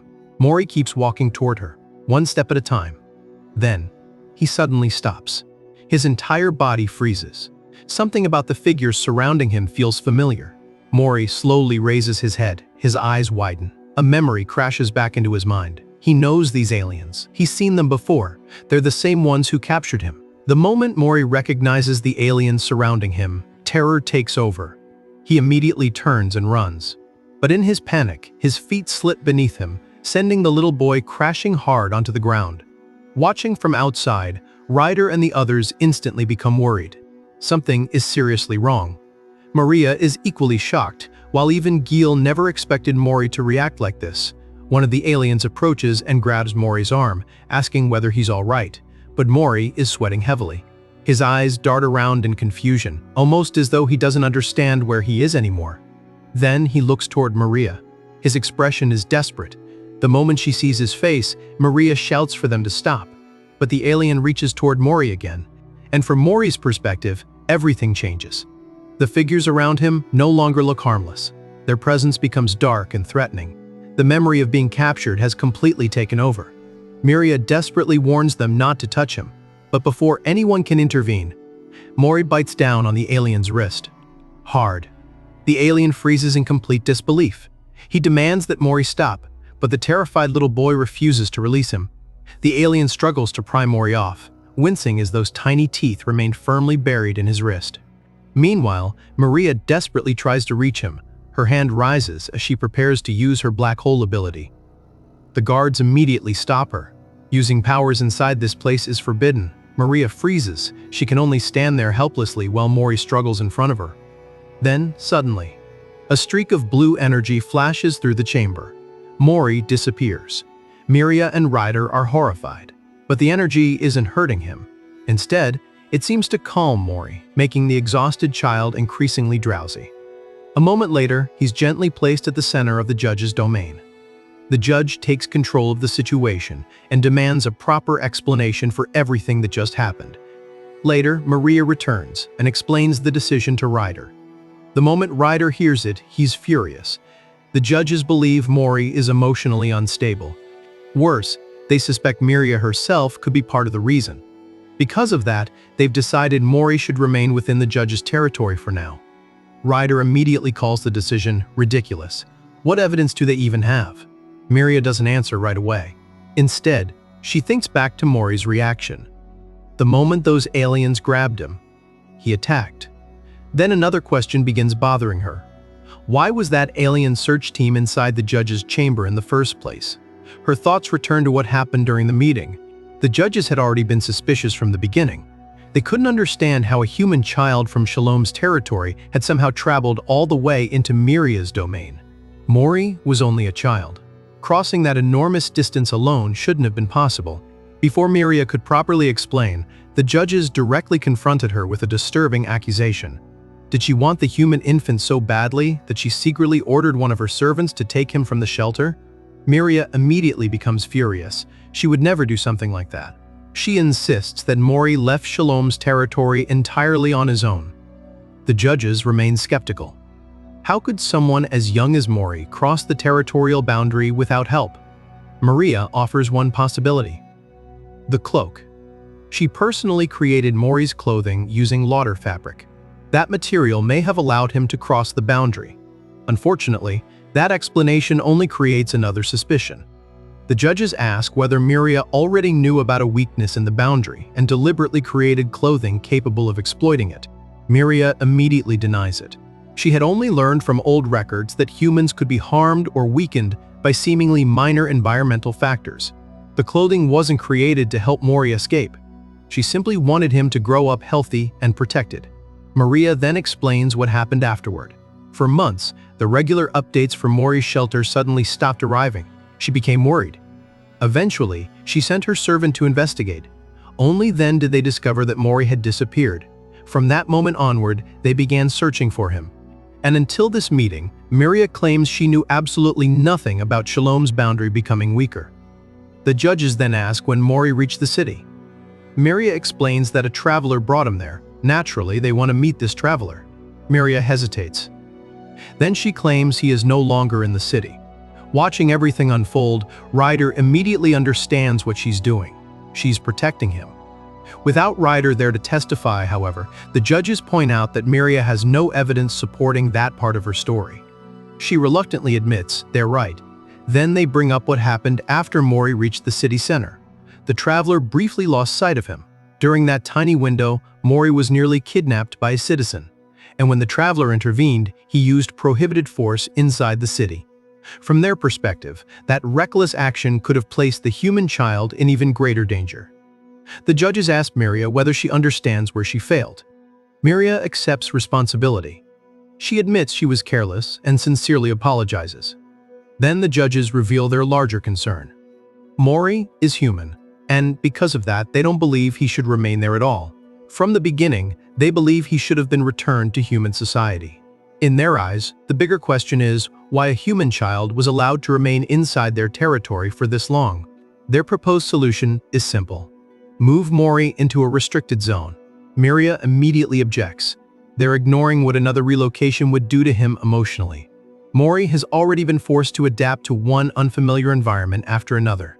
Moving him again would only create more stress. And even if the restricted zone physically resembles where he currently lives, there's another problem. The humans there are completely different from the people Mori grew up around. Dropping him among strangers simply because they're the same species doesn't mean he'll suddenly feel at home. One of the judges raises another issue. Mori can't even communicate properly. From their perspective, his inability to speak fluently suggests that he lacks the intelligence necessary to communicate normally with other humans. They ask Miria whether she agrees. She immediately refuses. Mori may not be fluent yet, but he absolutely understands emotion and can clearly express what he wants and feels. Miria asks for one thing: let her speak to him. Some of the judges seem willing to consider it, others remain doubtful. Eventually, one reminds everyone what actually matters. Their priority should be the human child's happiness and safety. For now, they've discussed enough. The meeting is dismissed. Miria remains seated even after everyone begins leaving. Everything she heard weighs heavily on her. Then, just as she's preparing to leave, a voice suddenly calls to her. The world around her changes. In an instant, Miria finds herself inside another dimension. The judges appear before her. This isn't a suggestion, it's an order. Then someone familiar appears in the distance. Mori. He's happily waving at her. Miria's sadness immediately disappears. Mori runs toward her and leaps into her arms. She catches him without hesitation, tightly embracing her little round one. But then, time begins moving. Mori grows. The tiny child in her arms becomes older and older, and the judges remind Miria of something she cannot escape. Humans don't live as long as beings like them, no matter how much she loves Mori. His life will eventually end long before hers. Could she truly endure that? Miria looks at the growing Mori in her arms. The reality finally hits her. Her eyes fill with tears. She clutches him even tighter as they begin streaming down her face. For the first time, Miria is forced to confront the cruel reality that comes with loving a human whose life is painfully short. A full week passes after Miria's meeting with the judges, and she still hasn't recovered. When one of the maids finally steps out of Miria's room, everyone immediately gathers around her. Ryder, Annie, Jill, and the others all want the same answer. Is Miria okay? The maid gives them a small nod. But her expression says something completely different. Everyone knows Miria is struggling. Another maid reveals that it's already been more than a week and Miria has barely been eating. Ryder can't stand watching this continue. He suggests going before the judges himself during the next judgment and explaining everything directly. Jill immediately shuts that idea down. That would only make things worse. He asks Ryder whether he even understands why Miria lied about him in front of the judges. Ryder stays silent. Gil explains that practically everyone in the desert knows Ryder as a reckless outlaw. Miria is already under suspicion. If she suddenly brings Ryder before the judges, why would they simply believe whatever he says? And there's an even bigger problem. Annie. Creating a being capable of independently acquiring knowledge is illegal. If Ryder recklessly exposes everything without a proper plan, The judges could discover exactly what Annie is, and if that happens, they could confiscate her. Ryder's fists tighten. He tries to control himself, but he can't. His anger finally explodes. How dare anyone even think about taking Annie from him? He created her. She's his creation. What gives anyone else the right to take her away? Annie quickly intervenes before Ryder completely loses control. She reminds him that Gil isn't saying this will definitely happen. He's warning them that it could happen if Ryder acts recklessly. They need to stay calm. Ryder realizes she's right, but that doesn't make him feel any better. Unable to control his frustration, he turns around and storms out. Annie silently watches him leave. Outside, Ryder wanders alone. His thoughts immediately return to Mori. The more he thinks about everything, the angrier he becomes. He couldn't protect the kid. He couldn't stop the judges from taking him. And now he can't even charge in there without risking Annie as well. For someone who always relied on himself, that helplessness is unbearable. Then something arrives at the mansion. A package. Ryder retrieves it and examines the contents. His eyes immediately widen. Meanwhile, Miria remains alone in her room. She's surrounded by research, desperately searching for something that might help. But the exhaustion and sadness on her face are impossible to hide. Then the door suddenly flies open. Ryder rushes inside. A response has arrived. The visitation request he submitted earlier has finally been approved. They're allowed to see Mori. Maria immediately rises from her seat. For the first time in days, there's finally something she can do. Word quickly spreads through the mansion. Everyone begins preparing for Mori's visit. They pack his favorite foods, juice, cookies, toys, anything that might make him feel even slightly more comfortable. When everything is ready, the maids hand the supplies to Miria. She sincerely thanks them. Then it's time. Miria and Ryder exchange one final look before approaching the stone door. The familiar black entrance materializes. Miria steps through while Ryder remains behind. On the other side, two guardians are already waiting. They introduce themselves as her escorts and instruct her to follow them. Miria obeys. After walking through a dark corridor, she emerges into an enormous space filled with gigantic stone structures floating in midair. Advanced vehicles move between them.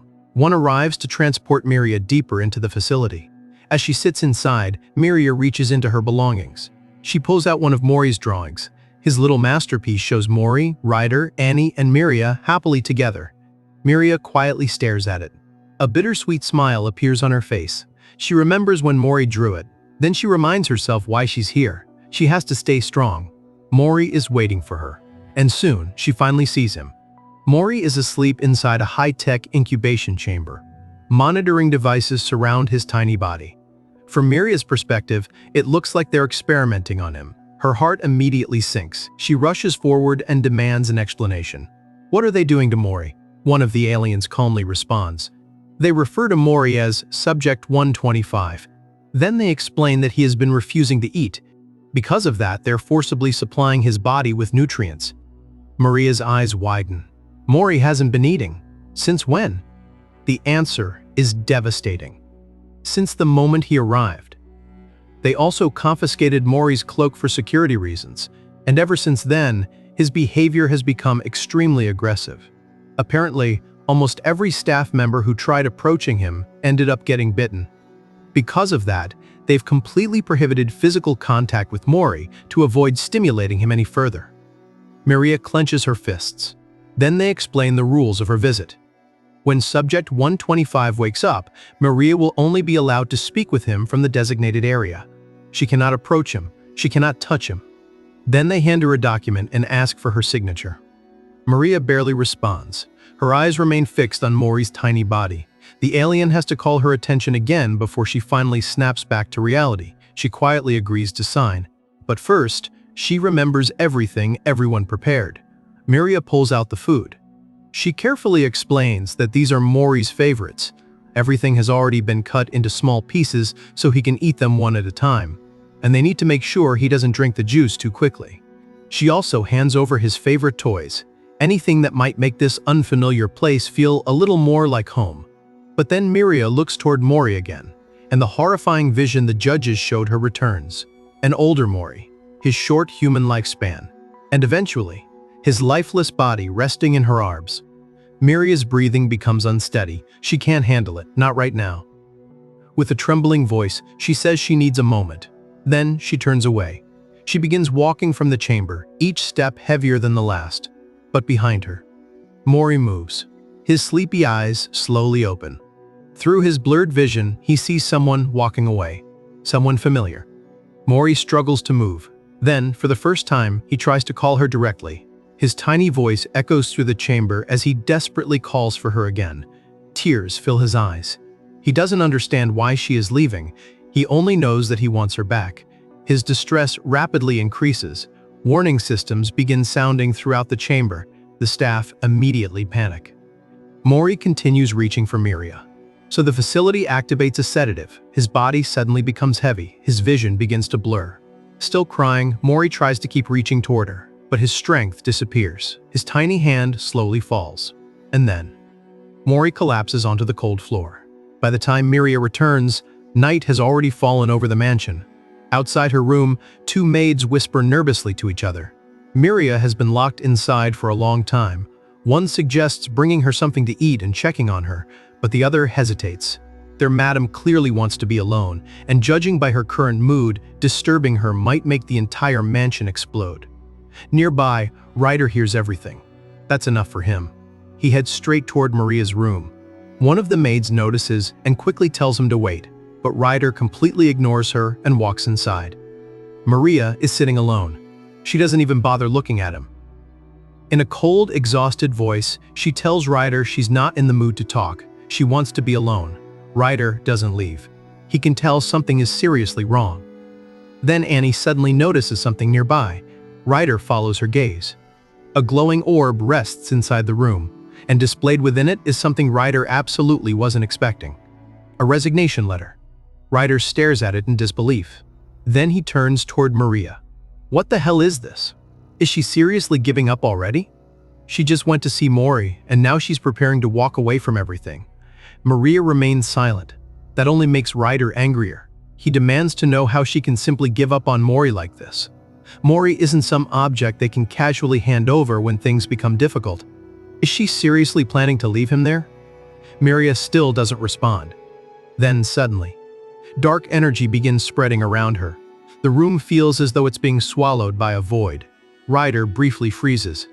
Maria slowly rises. Her expression is deadly serious. She warns him not to make her any angrier than she already is. As painful as this decision might be, she believes she's choosing what's best for Mori.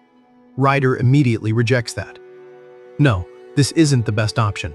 He angrily asks whether she's even thinking clearly anymore. Maria tells him he doesn't understand. Then Ryder demands that she make him understand. That's when Maria finally breaks. Mori isn't eating. Ryder's expression instantly changes. He asks what happened during the visit. He wants everything. Maria clenches her fists. Then the words come pouring out. Mori has barely eaten anything since the judgment. 2 weeks have passed, and he's been refusing food the entire time.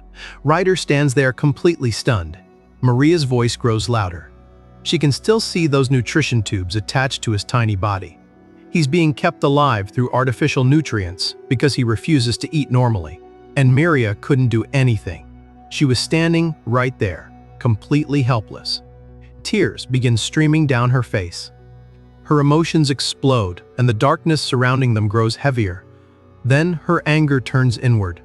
Maria admits something she's been afraid to say. She was greedy. She already knew humans had incredibly short lifespans compared to beings like her. Yet she still didn't send Mori back. She kept telling herself it was because they couldn't contact Shalom. But deep down, that wasn't the real reason. She simply wanted more time with Mori.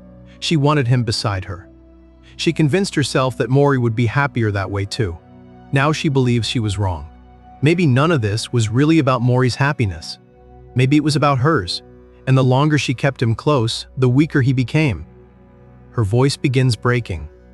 If Mori becomes sick because of her, if something happens to him, she won't be able to endure it. Maria's strength finally gives out.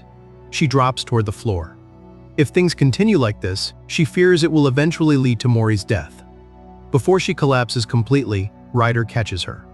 Then he snaps. He calls her an idiot and tells her to stop talking as though everything is already over. Grabbing her shoulders, Ryder forces Maria to look at him. She's acting like they've already lost Mori. Maria stares back through tear-filled eyes. Then Ryder reminds her of something incredibly simple. Maria's tiny. Maria blinks. Annie looks equally confused.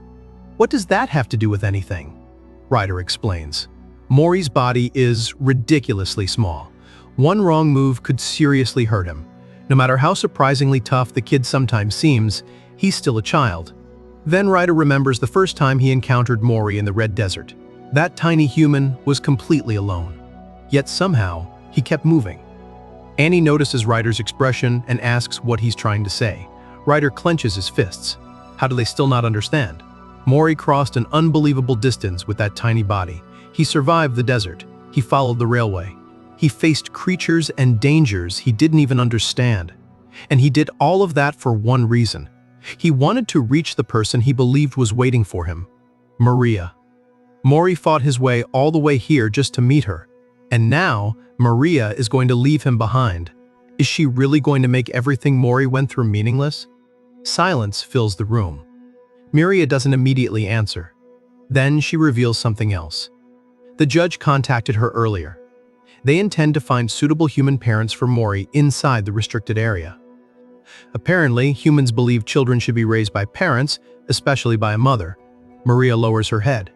Tears continue slipping down her cheeks. If that's supposedly what's best for Mori, then what is she supposed to do? Ryder's expression hardens. Who cares about that? If the problem is that Mori needs parents, then they can become his parents. Maria freezes. Annie freezes. Neither of them expected those words. Maria stares at Ryder in complete shock. Annie takes control of the discussion. If they want Mori back, there's something they need to try one more time. Ryder immediately gets on board.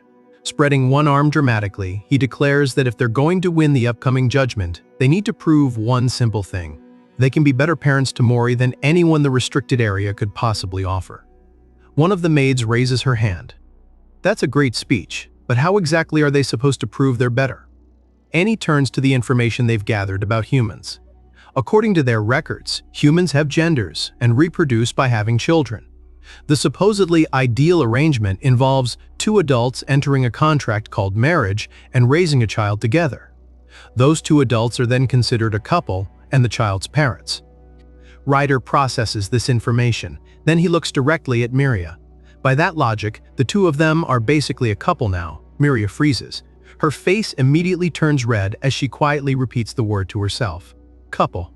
Despite the embarrassment, she shyly admits that it actually sounds kind of cute. Meanwhile, one of the maids glances toward Jill. The guy is standing there silently crushing a piece of paper in his hand. Yeah, he definitely isn't enjoying this conversation. Annie moves on to the next important question. If Ryder and Maria are going to act as Mori's parents, they'll need to decide who takes the dad role and who takes the mom role. Ryder becomes unusually serious. Maria does too. This is apparently a massive decision. Seeing them struggle, Annie provides some useful statistics. According to one survey, 89% of humans around Mori's age preferred the mom role when asked. Ryder and Maria answer at exactly the same time. They both want to be the mom. Ryder immediately asks the obvious question, can Mori just have two moms? Annie admits they don't have enough information on situations like that. But personally, she doesn't see why not. With the parent problem temporarily solved, everyone starts brainstorming what else could make them look qualified. One maid suggests strength. Maybe humans respect powerful parents. Annie checks the records and explains that humans don't measure strength through combat alone. Wealth matters too. Ryder instantly perks up. If money is the standard, they're completely fine. Annie looks at him, then casually reminds Ryder that he's broke. His confidence dies instantly. Ryder snaps at her for ruining the moment.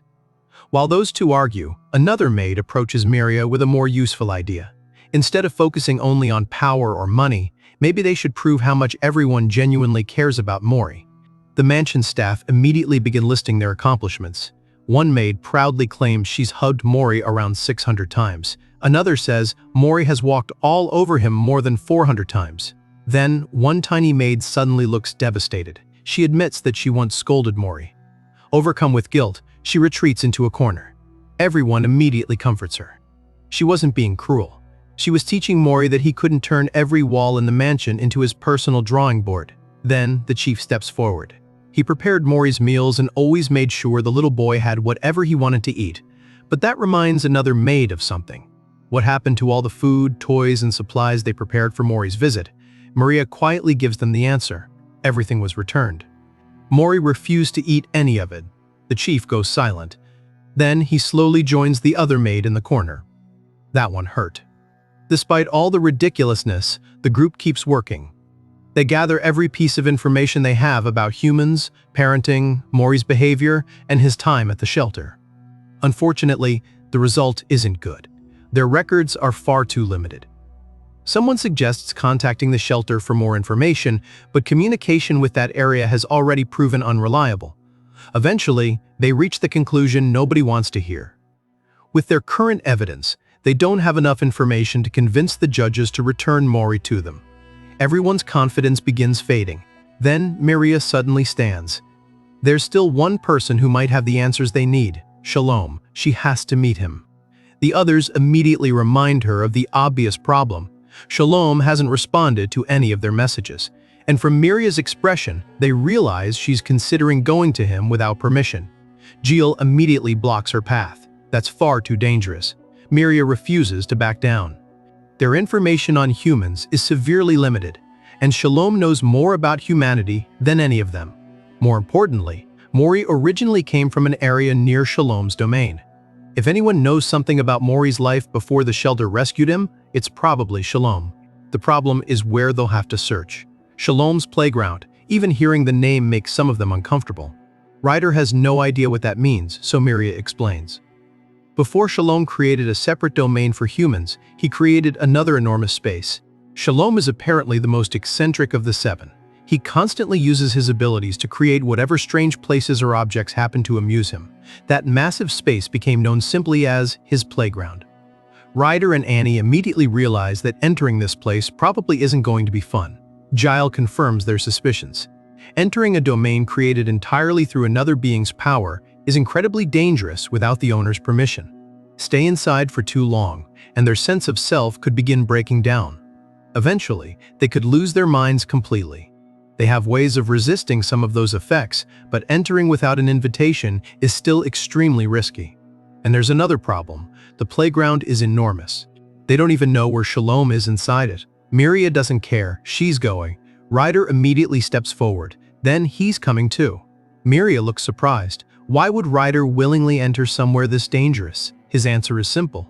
He can't keep sitting around while Mori is trapped somewhere else. Besides, he reminds her with a grin, they're both moms now. Annie immediately starts laughing, wondering whether Ryder is actually serious or has finally lost his mind. While they're arguing, Giles steps forward as well. He wants to accompany Maria and make sure she's protected. Then one of the maids casually destroys both men's confidence. Wouldn't Ryder and Giles just become burdens for Maria? Compared to her, neither of them is particularly powerful. Maria laughs softly and assures them that isn't necessarily true. If she gives Giles a fragment of her black hole, he should be capable of surviving and operating independently inside Shalom's playground for roughly one day, and splitting into multiple groups could dramatically increase their chances of finding Shalom. Ryder also has something Maria doesn't. Experience. She's barely traveled before, while Ryder has survived countless journeys through unfamiliar territory. His instincts could actually be extremely useful. With the decision made, everyone begins preparing. Eventually, Maria retrieves a small item she'd previously offered Ryder, something he refused to accept at the time. Ryder stares at it in surprise. He genuinely never expected to see that fragment being used during his lifetime. One of the maids points out that it probably wasn't intended for Ryder anyway, but that doesn't matter anymore. Maria carefully takes the fragment and splits it apart. Then she gives Ryder and Giles one final warning. None of them possesses an invitation or proper token for entering Shalom's domain. That means they have absolutely no control over where the portal will drop them, so whatever happens, stay close. Void energy begins swirling around them. The darkness rapidly expands until it completely engulfs the group, and in the next instant, they're falling. Ryder looks down. There's nothing beneath them except an enormous sea. He immediately starts screaming. Seconds later, they crash straight into the water. Completely caught off guard, the group struggles through the waves before finally dragging themselves out. So much for a graceful entrance. But they don't have time to complain. They're inside Shalom's playground now, and if they want any chance of getting Mori back, they need to find Shalom quickly. Ryder takes the lead, calling out directions and helping Miria navigate through Shalom's massive playground. Hours pass. Eventually, the endless coastline disappears behind them, and the group finds themselves deep inside a dense forest. Ryder continues guiding them toward an ancient ruin when something suddenly catches his attention. He stops. Nearby lies an enormous skull, and beside it, a strange black creature shifts unnaturally through the darkness. A cold chill runs down Ryder's spine. This guy has survived deserts, monsters, and bounty hunters, but whatever that thing is, he wants absolutely nothing to do with it. Without even realizing it, Ryder quietly moves closer to Miria for protection. Thankfully, nothing attacks them, so they keep moving. By the time darkness falls, Gil suddenly gives them a silent nod. Ryder and Miria exchange confused looks. Eventually, the group finds a cave where they can safely spend the night. Miria begins setting up their small camp, while Ryder checks on her, asking whether she's holding up all right. Then Ryder admits something slightly embarrassing. It's been almost 100 years since he's traveled this much at once. Once everything settles down, Miria looks toward the night sky. Countless stars shine overhead. She quietly admires the view before thinking about the one person who should be there with them. Mori would absolutely love this. Ryder immediately agrees. He knows that kid better than almost anyone by now. Annie joins the conversation with an even more accurate prediction. If Mori were here, he'd probably try putting the stars in his mouth. Considering the little guy still struggles to understand the difference between food and random objects, nobody can really argue with that.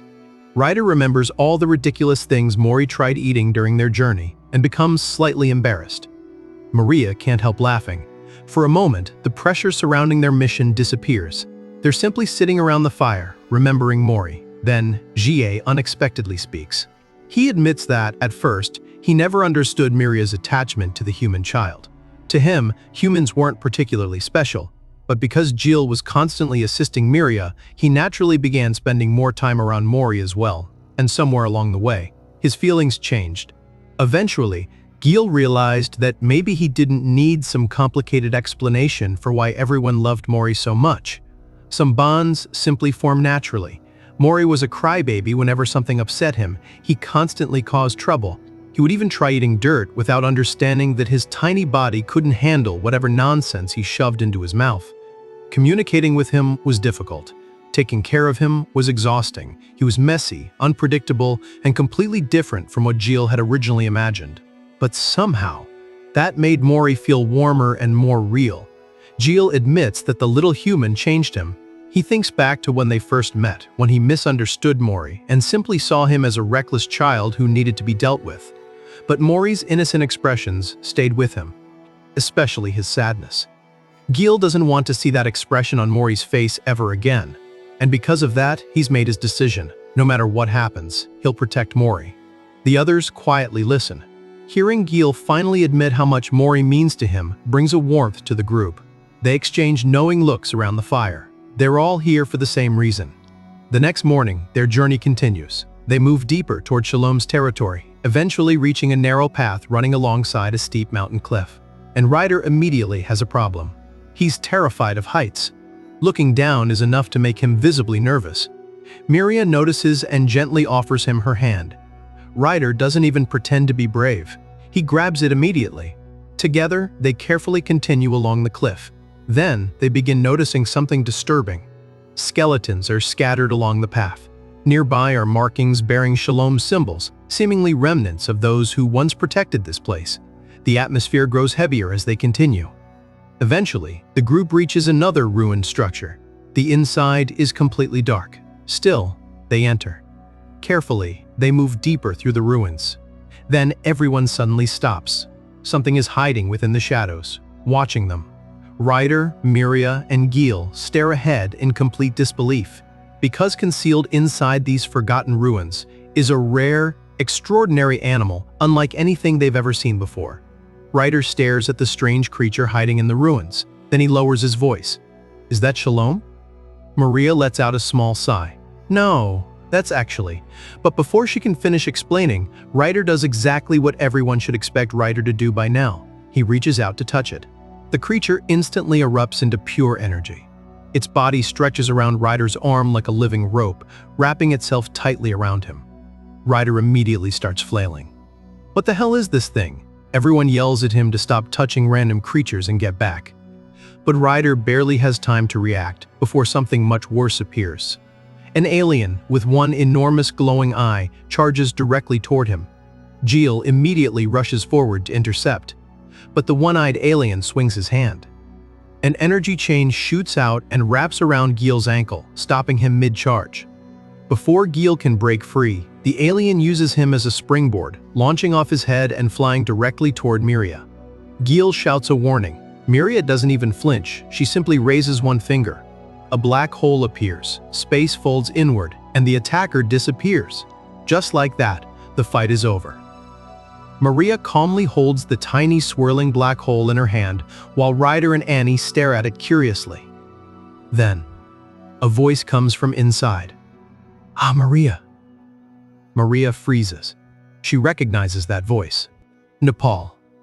A moment later, the one-eyed alien emerges from the black hole looking considerably less threatening than he did 5 seconds ago. Nepal nervously admits that Miria startled him. He had been trying to catch what he thought was a wild creature and never imagined she would be here. Apparently, it's been roughly 150 years since they last met. Miria apologizes for arriving without warning. Nepal immediately waves it off. If anything, he's amazed she traveled all the way here. He casually adds that if Shalom were around, he'd probably be overjoyed to see her. Miria stops. Ryder catches it too. If Shalom were here? Wait, is Shalom not here? Nepal looks confused. Then the situation finally clicks, and his entire attitude changes. He immediately bows in apology. Even the two strange creatures beside him hurry forward and bow with him. Nepal explains that the shelter was never originally his responsibility, so he never imagined something like this would happen. He feels terrible about what happened with Mori. Miria admits she also feels awful knowing Mori hurt members of Shalom's group. Nepal immediately tells her not to worry about that. From Mori's perspective, a group of terrifying strangers suddenly appeared and grabbed him. Of course the kid panicked. They only learned after rescuing him that he'd apparently been living around wild animals. And while their search team might look rough, they're incredibly durable. A few bites aren't going to destroy them. Maria quietly accepts the reassurance. Then Nepal finally reveals what's really happening. Shalom has entered division. Ryder immediately looks confused. Division. Miria's expression turns serious as everything starts connecting. This explains why members of Shalom's group appeared inside the judge's chamber. The fabric she gave Mori shouldn't have been powerful enough to let him casually cross a territorial boundary. But if Shalom entered division, his domain would have weakened. That weakness is likely what allowed Mori to leave so easily. Miria asks whether the judge is currently protecting Shalom. Nepal confirms it. The judge's domain is considered the safest place in the universe, so Shalom was given a secure location to complete division. His closest aides entered the division chamber alongside him. The remaining members either guard the perimeter or serve under the judge. Nepal himself stayed behind to manage the playground. Then he awkwardly admits something about his master. Shalom is pretty laid back. Ryder raises an eyebrow. How laid back? Nepal immediately remembers the disaster. Shalom entered division with almost no warning. Only a few days earlier, Nepal had directly asked whether his body was approaching the point of division. Shalom confidently dismissed the idea. He knew his own body. There was absolutely nothing to worry about. Then, the very next morning, Shalom casually announced that he was going into division. Ryder can barely believe it, just like that. Exactly. Nepal says the sudden announcement threw everyone into complete chaos for half a year. Maria can only nod. That definitely sounds like Shalom. But then the real problem sinks in. If Shalom is undergoing division, they can't meet him. The room becomes silent. Miria's fists slowly tighten. They risked entering the playground because Shalom was their best chance of finding information that could help them get Mori back. And now, they can't even speak to him. Nepal immediately senses the mood becoming painfully heavy. So he desperately tries changing the subject. Since they've already traveled this far, why not take a quick tour? Mariah tries to refuse. Nepal doesn't let her. He immediately starts showing off Shalom's collection. There's a room designed to perfectly recreate ancient weather conditions. Another contains miniature versions of creatures Shalom particularly liked. Nepal proudly shows them around, desperately trying to lighten the mood. Then he casually mentions something upstairs.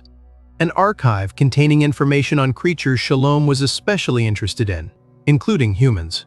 Ryder's eyes immediately widen. Everyone stops. Then Miria, Ryder, Annie, and Gil ask the same thing almost simultaneously. Can they see the archive? Nepal blinks. Of course. They should have said that was what they needed from the beginning. He jokes that Shalom would probably be so excited to finally have someone interested in his collection that he'd interrupt his own division just to join them. As they climb toward the archive, Nepal explains that Shalom always wanted people to appreciate his collection.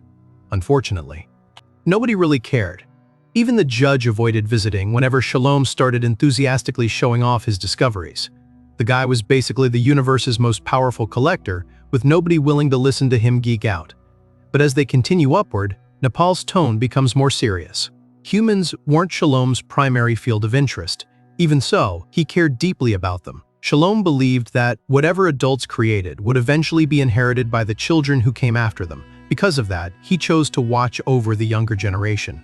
And now that Shalom can't do it himself, Nepal believes it's their responsibility to continue what he started. Eventually, they arrive before an enormous gate. Nepal places his hand against a glowing panel. The massive doors slowly begin opening. But before anyone enters, Nepal hesitates. Then he gives them one warning. What they're about to see won't be easy. Miria and Ryder exchange uneasy looks. Still, neither turns back. They walk inside, and immediately, everyone stops. Suspended above them is an enormous circular structure made from swirling energy. Light pulses through it like a living storm. The entire construct hums with overwhelming power. Ryder slowly raises his head, staring at the impossible structure above them. Then he quietly asks the only question on his mind. What is that? Ryder stares up at the enormous structure of swirling energy. Then he quietly asks if the whole thing is some kind of giant mass. Miria steps closer, her eyes faintly glowing as she scans it. Then she realizes what they're actually looking at. Data. All of it. Nepal confirms it. Everything Shalom ever collected about the creatures and subjects he found interesting is stored here. Since humans technically fall under the category of animals, their records probably go all the way down to the cellular level. There's just one massive problem. Nobody has properly organized this archive in thousands of years. Maria looks at the endless sea of information and already feels exhausted. Somewhere inside this ridiculous mountain of data are the human records they desperately need. Ryder immediately adds one more requirement. They specifically need information about mothers and raising children. That's when Annie notices an enormous machine humming in the corner. Maria examines the archive again and estimates that sorting this much unorganized information could take at least a year. Ryder freezes. A year. They don't have anything close to that. The judgment is the day after tomorrow. Miria clenches her fists and says she'll find some way to handle it. Ryder immediately stops her. She's the one who has to stand before the judges soon. She can't destroy herself sorting through thousands of years of data before the judgment even begins. While they argue, Annie quietly watches them. Then something from long ago resurfaces in her memory. A glowing screen. Ryder standing before her. The moment her systems first came online, Ryder had smiled and welcomed his new creation into the world. And then he gave her a name. Annie. The memory disappears. Annie looks toward the enormous amplifier. Then she calmly asks how much power the machine can provide. Ryder immediately becomes suspicious. Why does she want to know that? Annie points directly at the amplifier. She wants to use it. Nepal says that's possible, but there's no proper device available to connect with it. Annie isn't bothered. That's fine. Ryder immediately realizes what she's thinking, and he hates it. Annie calmly announces that she'll handle the classification herself. All they need to do is connect her to the power source. Ryder instantly refuses. Absolutely not.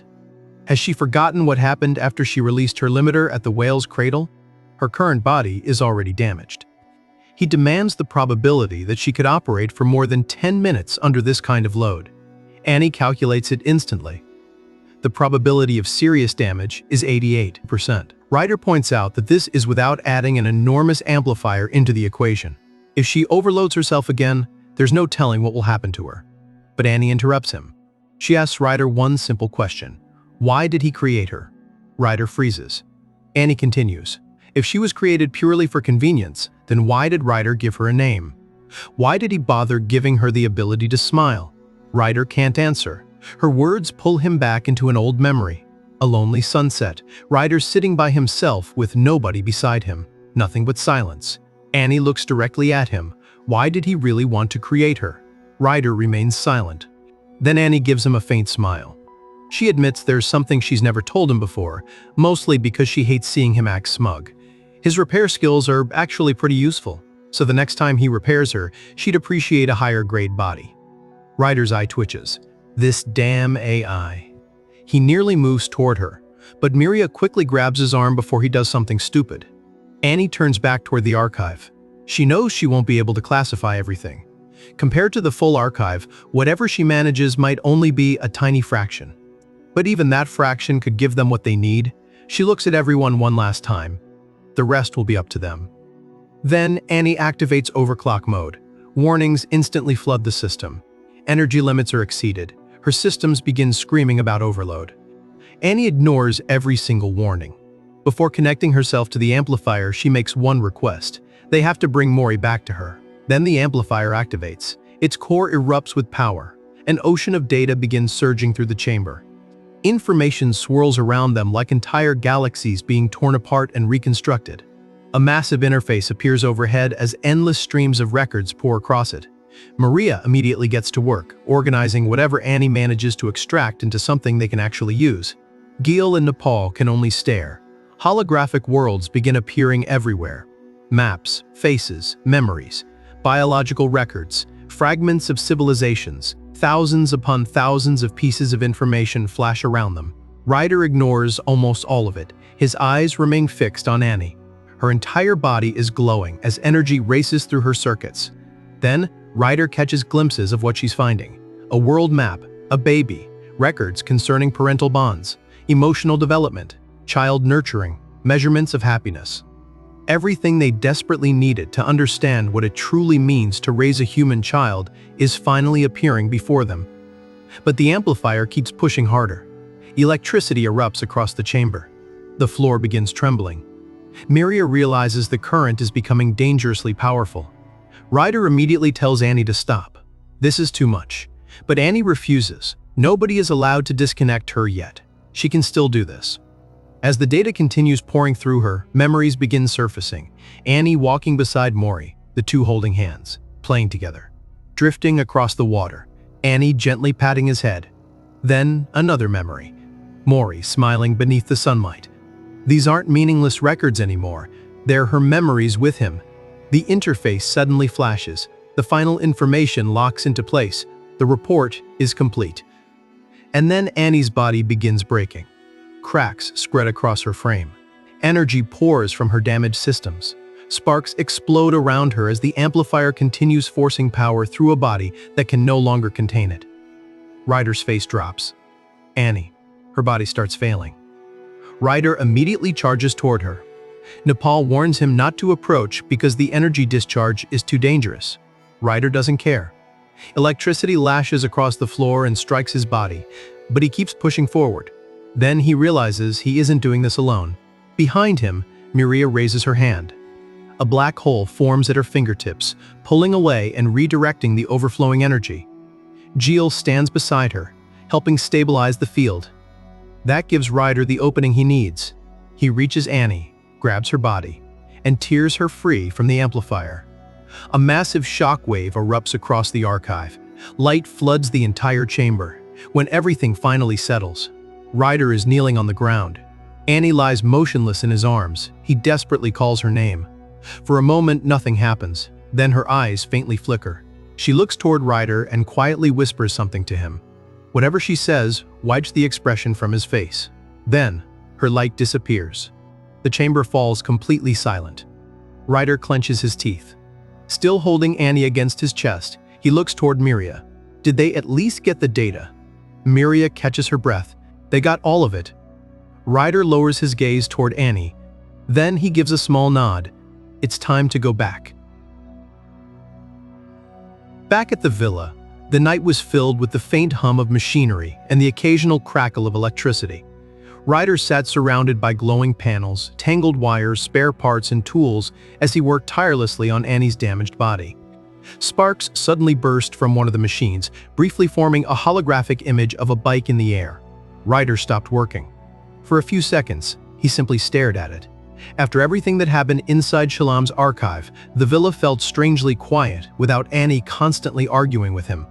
But Ryder didn't allow himself to dwell on it for long. He lowered his head and returned to work, reconnecting wires, replacing damaged components, and repairing whatever he could. Hours passed. By midnight, Miria was still awake in another room, surrounded by mountains of documents recovered from Shalom's archive. When Ryder finally entered, she immediately asked how Annie was doing. Ryder dropped onto the floor, completely exhausted. Fortunately, the replacement parts Miria had provided were far better than anything he normally had access to, so repairing Annie's physical body wasn't the biggest problem. Her memories were. The damage to her memory system was critical. Even if Annie successfully powered back on, Ryder couldn't guarantee she would remember anything. They wouldn't know for certain until she woke up tomorrow. Mariah's expression softened, but Ryder forced a faint smile. He believed in that troublesome kid. After everything Annie had survived, he wasn't ready to assume the worst. Miria eventually moved away from her desk and sat beside him. For a while, neither of them said anything. Then Ryder glanced toward the ridiculous amount of information surrounding them. Even after Annie nearly destroyed herself sorting through the archive, there was still an overwhelming amount of data left to examine. That brought Ryder back to the question at the center of everything. What exactly was a mother? According to the records, it wasn't simply a biological role. Humans used the word as a symbol of affection, protection, comfort, sacrifice, and identity. And the more Ryder learned about it, the more ridiculous the expectations seemed. Could a single person really fulfill everything humans associated with being a mother? Even if everyone inside the mansion worked together, Ryder wasn't sure they could recreate half of what those records described. Miria quietly mentioned something she'd discovered. Humans had sometimes compared mothers to stars, something that guided them, something that remained precious even from far away. That realization only made Miria more uncertain. Even if she copied everything human mothers supposedly did, would that actually make her Mori's mother? More importantly, she'd hoped Shalom's archive might contain something about Mori's biological mother, but so far, they'd found nothing. Ryder quietly suggested that perhaps Mori's birth mother simply wasn't around anymore, or maybe there had been circumstances that prevented her from raising him. Miria agreed. The records made one thing painfully clear. Not every mother was capable of raising her child, and sometimes circumstances were far more complicated than simply whether love existed. As she thought about this, Miria looked down at the little talking doll in her hands. Apparently, the creature she'd created was supposed to be a puppy. She showed it to Ryder and asked if it actually looked anything like one. Ryder immediately froze. He tried his absolute best to defend the thing, claiming that if someone looked very carefully, maybe there was a slight resemblance. Spiritually, perhaps. Miria clearly wasn't convinced. According to the human records, puppies had once been among the gifts children loved receiving most. But because the species had disappeared alongside humanity, Miria hadn't possessed enough visual information when she created Mori's toy. She'd made it almost entirely from written descriptions. Looking down at the strange doll, Miria became quiet. The puppy wasn't real. Her understanding of motherhood came from ancient records. And even the family she desperately wanted to create was based on something she had never personally experienced. It felt like everything she had was an imitation. But Ryder immediately reminded her of something far more important. Mori loved that doll. Miria paused. A memory surfaced of the little guy happily hugging the strange toy she'd made for him as though it were the greatest treasure in the universe. And slowly, a smile returned to her face. Maybe Ryder was right. Mori had genuinely loved it. After another moment of silence, Miria admitted something she'd never told Ryder before. She had been jealous of him. Ryder nearly malfunctioned on the spot. Her, jealous of him. Miria explained that Ryder and Mori had traveled together through countless places. They had survived dangerous situations, played together, argued, slept beneath the same sky, and slowly formed a bond naturally. Miria had wanted that kind of relationship with Mori. She remembered when Ryder first arrived at the mansion. Back then, she'd tried to convince herself that sending him away quickly was best for Mori. But deep down, there had been another reason. She was afraid. She knew Mori cared deeply about Ryder, and she feared that if Ryder eventually left, Mori would be devastated. So Miria thought it would be easier to separate them immediately. She had even considered giving Ryder a huge amount of money so he'd leave voluntarily, except Ryder refused. Instead of taking the reward and disappearing, the broke outlaw actually stayed because Mori still needed him. That completely changed Maria's opinion of him.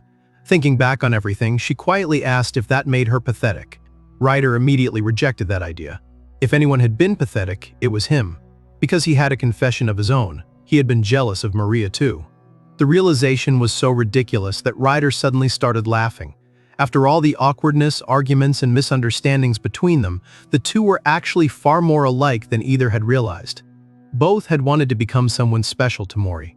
Both had been afraid of losing their place beside him. And both had quietly been jealous of the bond the other already possessed. Maria looked surprised before a small smile appeared on her face. From there, their conversation continued deep into the night. Eventually, Ryder finally stood and left Miria to continue sorting through Shalom's enormous archive of human records. But before closing the door, he stopped. He glanced back. Maria sat surrounded by glowing screens and endless documents, tirelessly searching through thousands of years of information for anything that could help them bring Mori home. Ryder watched her quietly for a moment. Then he gently closed the door and walked down the silent hallway. Tomorrow, Annie was supposed to wake up, and after that, they only had one day left before the judgment that would decide whether Mori could ever come home. But Annie's voice kept replaying in his mind like static he couldn't shut off. With the data she'd managed to recover, she had calculated their chances of winning the upcoming judgment. Only 36%. Ryder's expression hardened. Then he remembered Annie's final words before her systems went dark. She had urgently reminded him that he still knew how to summon the bike. They needed to go, and they needed to go now. Ryder stopped walking. Without saying a word, he pulled out his gun. The cold metal gleamed beneath the corridor lights as he gave one final glance over his shoulder toward Miria's door. Then he turned away. Gun in hand, Ryder quietly continued down the hallway. Late that night, the institution was almost completely silent. A machine quietly disinfected Mori's tiny clothes while the little guy lay curled into a ball nearby, completely alone in the massive sterile room. Then, something strange happened. The glowing stone near the machine suddenly began trembling. It shook harder until it finally popped free and rolled across the floor, glowing faintly in the darkness. Mori's eyes slowly opened.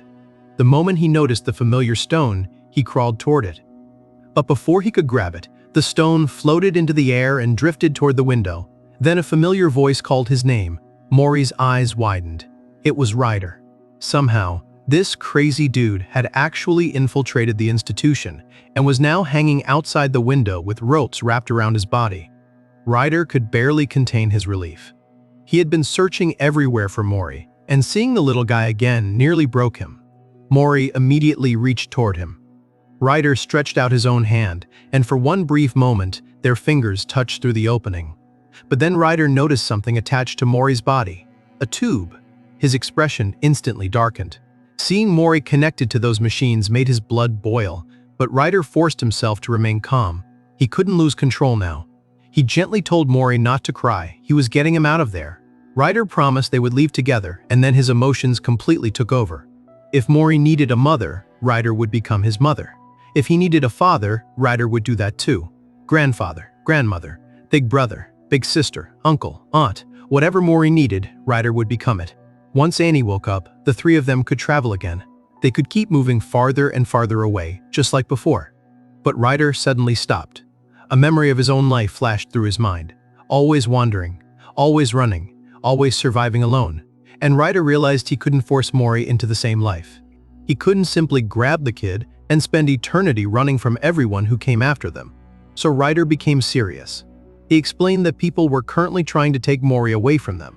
Miria and everyone else were fighting to bring him home, but their chances of winning the judgment weren't good. Still, there was one thing the judges seemed genuinely interested in. What Mori wanted. Even Annie had realized it before shutting down. They needed to reach Mori himself. Ryder looked directly at the little guy. This time, they needed his help. They needed some way to show the judges exactly how Mori felt. Mori tilted his head and started thinking. Then his eyes suddenly landed on the machine behind him. He immediately began waving his arms, pointing around and desperately trying to explain something. Ryder understood absolutely none of it. For a second, he wondered if Mori wanted detergent, a bath, or somehow had invented an escape plan involving the washing machine. Mori furiously shook his head. Then he mimicked drawing. That finally clicked. Ryder quickly produced a sketchbook and some crayons. Mori grabbed them and immediately got to work. His tiny hands moved across the pages as memories poured out through every color. First came the animal friend who had once stayed beside him. Then came the shelter, the children he played with, the friends who had laughed beside him. Even the strange penguin-like figures from his more recent memories appeared across the pages. One drawing followed another. Everything Mori treasured was being placed inside that little sketchbook. Then he reached Annie. His hand hesitated. The memories became heavier. Next came Maria, her gentle presence, her gifts, the warmth she'd shown him. Then Ryder, the person who had traveled beside him through deserts, cities, forests, mountains, and danger. Finally, Mori began drawing Miria, holding him tightly in her arms. This time, every line became more careful, more deliberate. Memories of their lessons resurfaced. Miria patiently teaching him words, her hand guiding his own. Annie happily praising him whenever he managed to get something right. But as Mori desperately searched through those memories, they started becoming unclear. His breathing quickened. He couldn't remember. Frustrated and terrified of losing the memory, Mori began hitting his own head. Ryder immediately called out to him. Mori froze.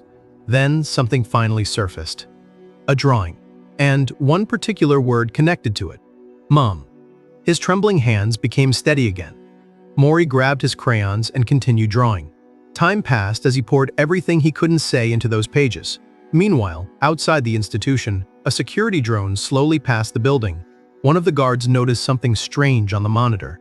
It looked like someone was hanging outside the window. At first, they wondered whether maintenance workers were cleaning the building. Then another guard pointed out the obvious problem. Nobody had scheduled maintenance. And what kind of lunatic cleaned windows while dangling from ropes in the middle of the night? The drone zoomed in. There was Ryder, just hanging there. The guards stared at the screen, and seconds later, alarms exploded throughout the institution. Code Gray. Intruder detected. Maria tosses the black stone into the air. The moment it rises, darkness twists around it, and a black portal opens before her. Before stepping through, she glances back and quietly asks about Ryder. The penguin beside her shakes his head. Still no sign of him. Miria pauses, remembering the conversation she shared with Ryder the previous night. After a moment, a faint smile appears on her face. She believes in him. Ryder will come back. And so will she. With that promise, Miria steps through the portal. On the other side, she enters the massive judgment chamber, surrounded by towering figures and cold, eerie lights. Maria stands alone before them as a deep voice echoes across the room. The judgment of Maria of the Patch begins. Among those presiding is the hulking judge who has been opposing her case from the start.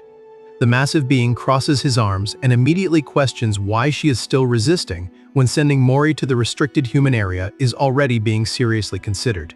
Maria doesn't back down. Unless Mori himself says that he wants to leave her, she refuses to give up on him. The judge immediately attacks her weakest point. Mori can't even properly speak the language of his own species yet. If Miria isn't human herself, how exactly does she expect to teach him about human society? Maria admits that Mori needs that education.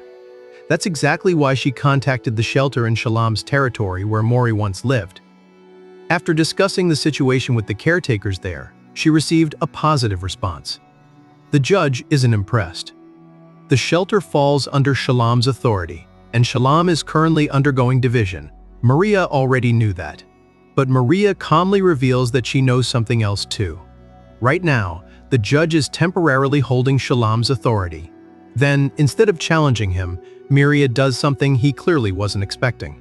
She asks for his help. If he gives permission, Mori can learn about human society while remaining in an environment already familiar to him. The judge immediately argues that those caretakers had already failed Mori once. Their negligence allowed a tiny human child to disappear from the shelter in the first place. Miria responds by projecting holographic records into the chamber. Images of the shelter's caretakers appear. Even with Shalom absent, they are still protecting children and continuing his work, sheltering them through the conflicts affecting human society. Miria doesn't deny their mistake. Taking responsibility for living beings is difficult, and mistakes can happen. But these caretakers are capable of learning from those mistakes and becoming better. Then she turns that argument directly toward the judges themselves. Their society had also made terrible mistakes. They once realized far too late that creations capable of learning and thought were being sacrificed in meaningless factional conflicts. And the one most devastated when that truth became clear had been the judge himself. The chamber falls silent. But the questioning isn't over. Even if they accept that argument, how can Miria possibly prove that she alone can fulfill every responsibility Mori needs from a guardian? Miria immediately releases another collection of data. Stacks of glowing documents appear before the judges. These are statements submitted by members of the patch, and these guys apparently took their assignment very seriously. One claims they can serve as Mori's mother or aunt because they're confident they can love him more than anyone. Another volunteers as his mother or grandmother because they're confident Mori will never go hungry. Someone else offers to become either his mother or father because they can be strict when necessary. Then comes Gil's contribution. Possible roles, mother or father. Reason, he can hug Mori all day. Miria smiles. Maybe raising a child doesn't have to be a burden carried by one person. If one guardian can't fulfill every role, then everyone can share that responsibility together. The others immediately support her. They all want to raise Mori together. But the judge sees another problem. To him, this sounds like they're simply playing family. No matter how loving their intentions are, there's an enormous imbalance between Mori and the beings surrounding him. They possess authority, strength, and powers far beyond anything the little human could resist. And Miria understands better than anyone how dangerous unequal power can become. Miria remains calm. She slowly raises one hand. A black hole forms above her palm. This overwhelming ability was granted to her by the judge himself, and it has protected her for countless years. But if possessing that authority makes her a potential danger to Mori, then Miria is willing to abandon it. She closes her hand. The black hole collapses. A wave of energy ripples through the chamber. The hulking judge immediately erupts in anger, unable to believe Miria would even consider throwing away an ability personally bestowed upon her. But the greater judge asks something far more important. Does Miria truly believe she's suitable for Mori? Can she honestly say that she can become a complete mother? For the first time, Miria lowers her head. She doesn't know. She searched through enormous amounts of human data and still couldn't find a perfect answer. Maybe she never will. Maybe she could spend every remaining moment with Mori and still never fully understand what being a mother is supposed to mean. But Miria has finally realized something. Everyone else can define what a mother is. Only Mori can decide who his mother is.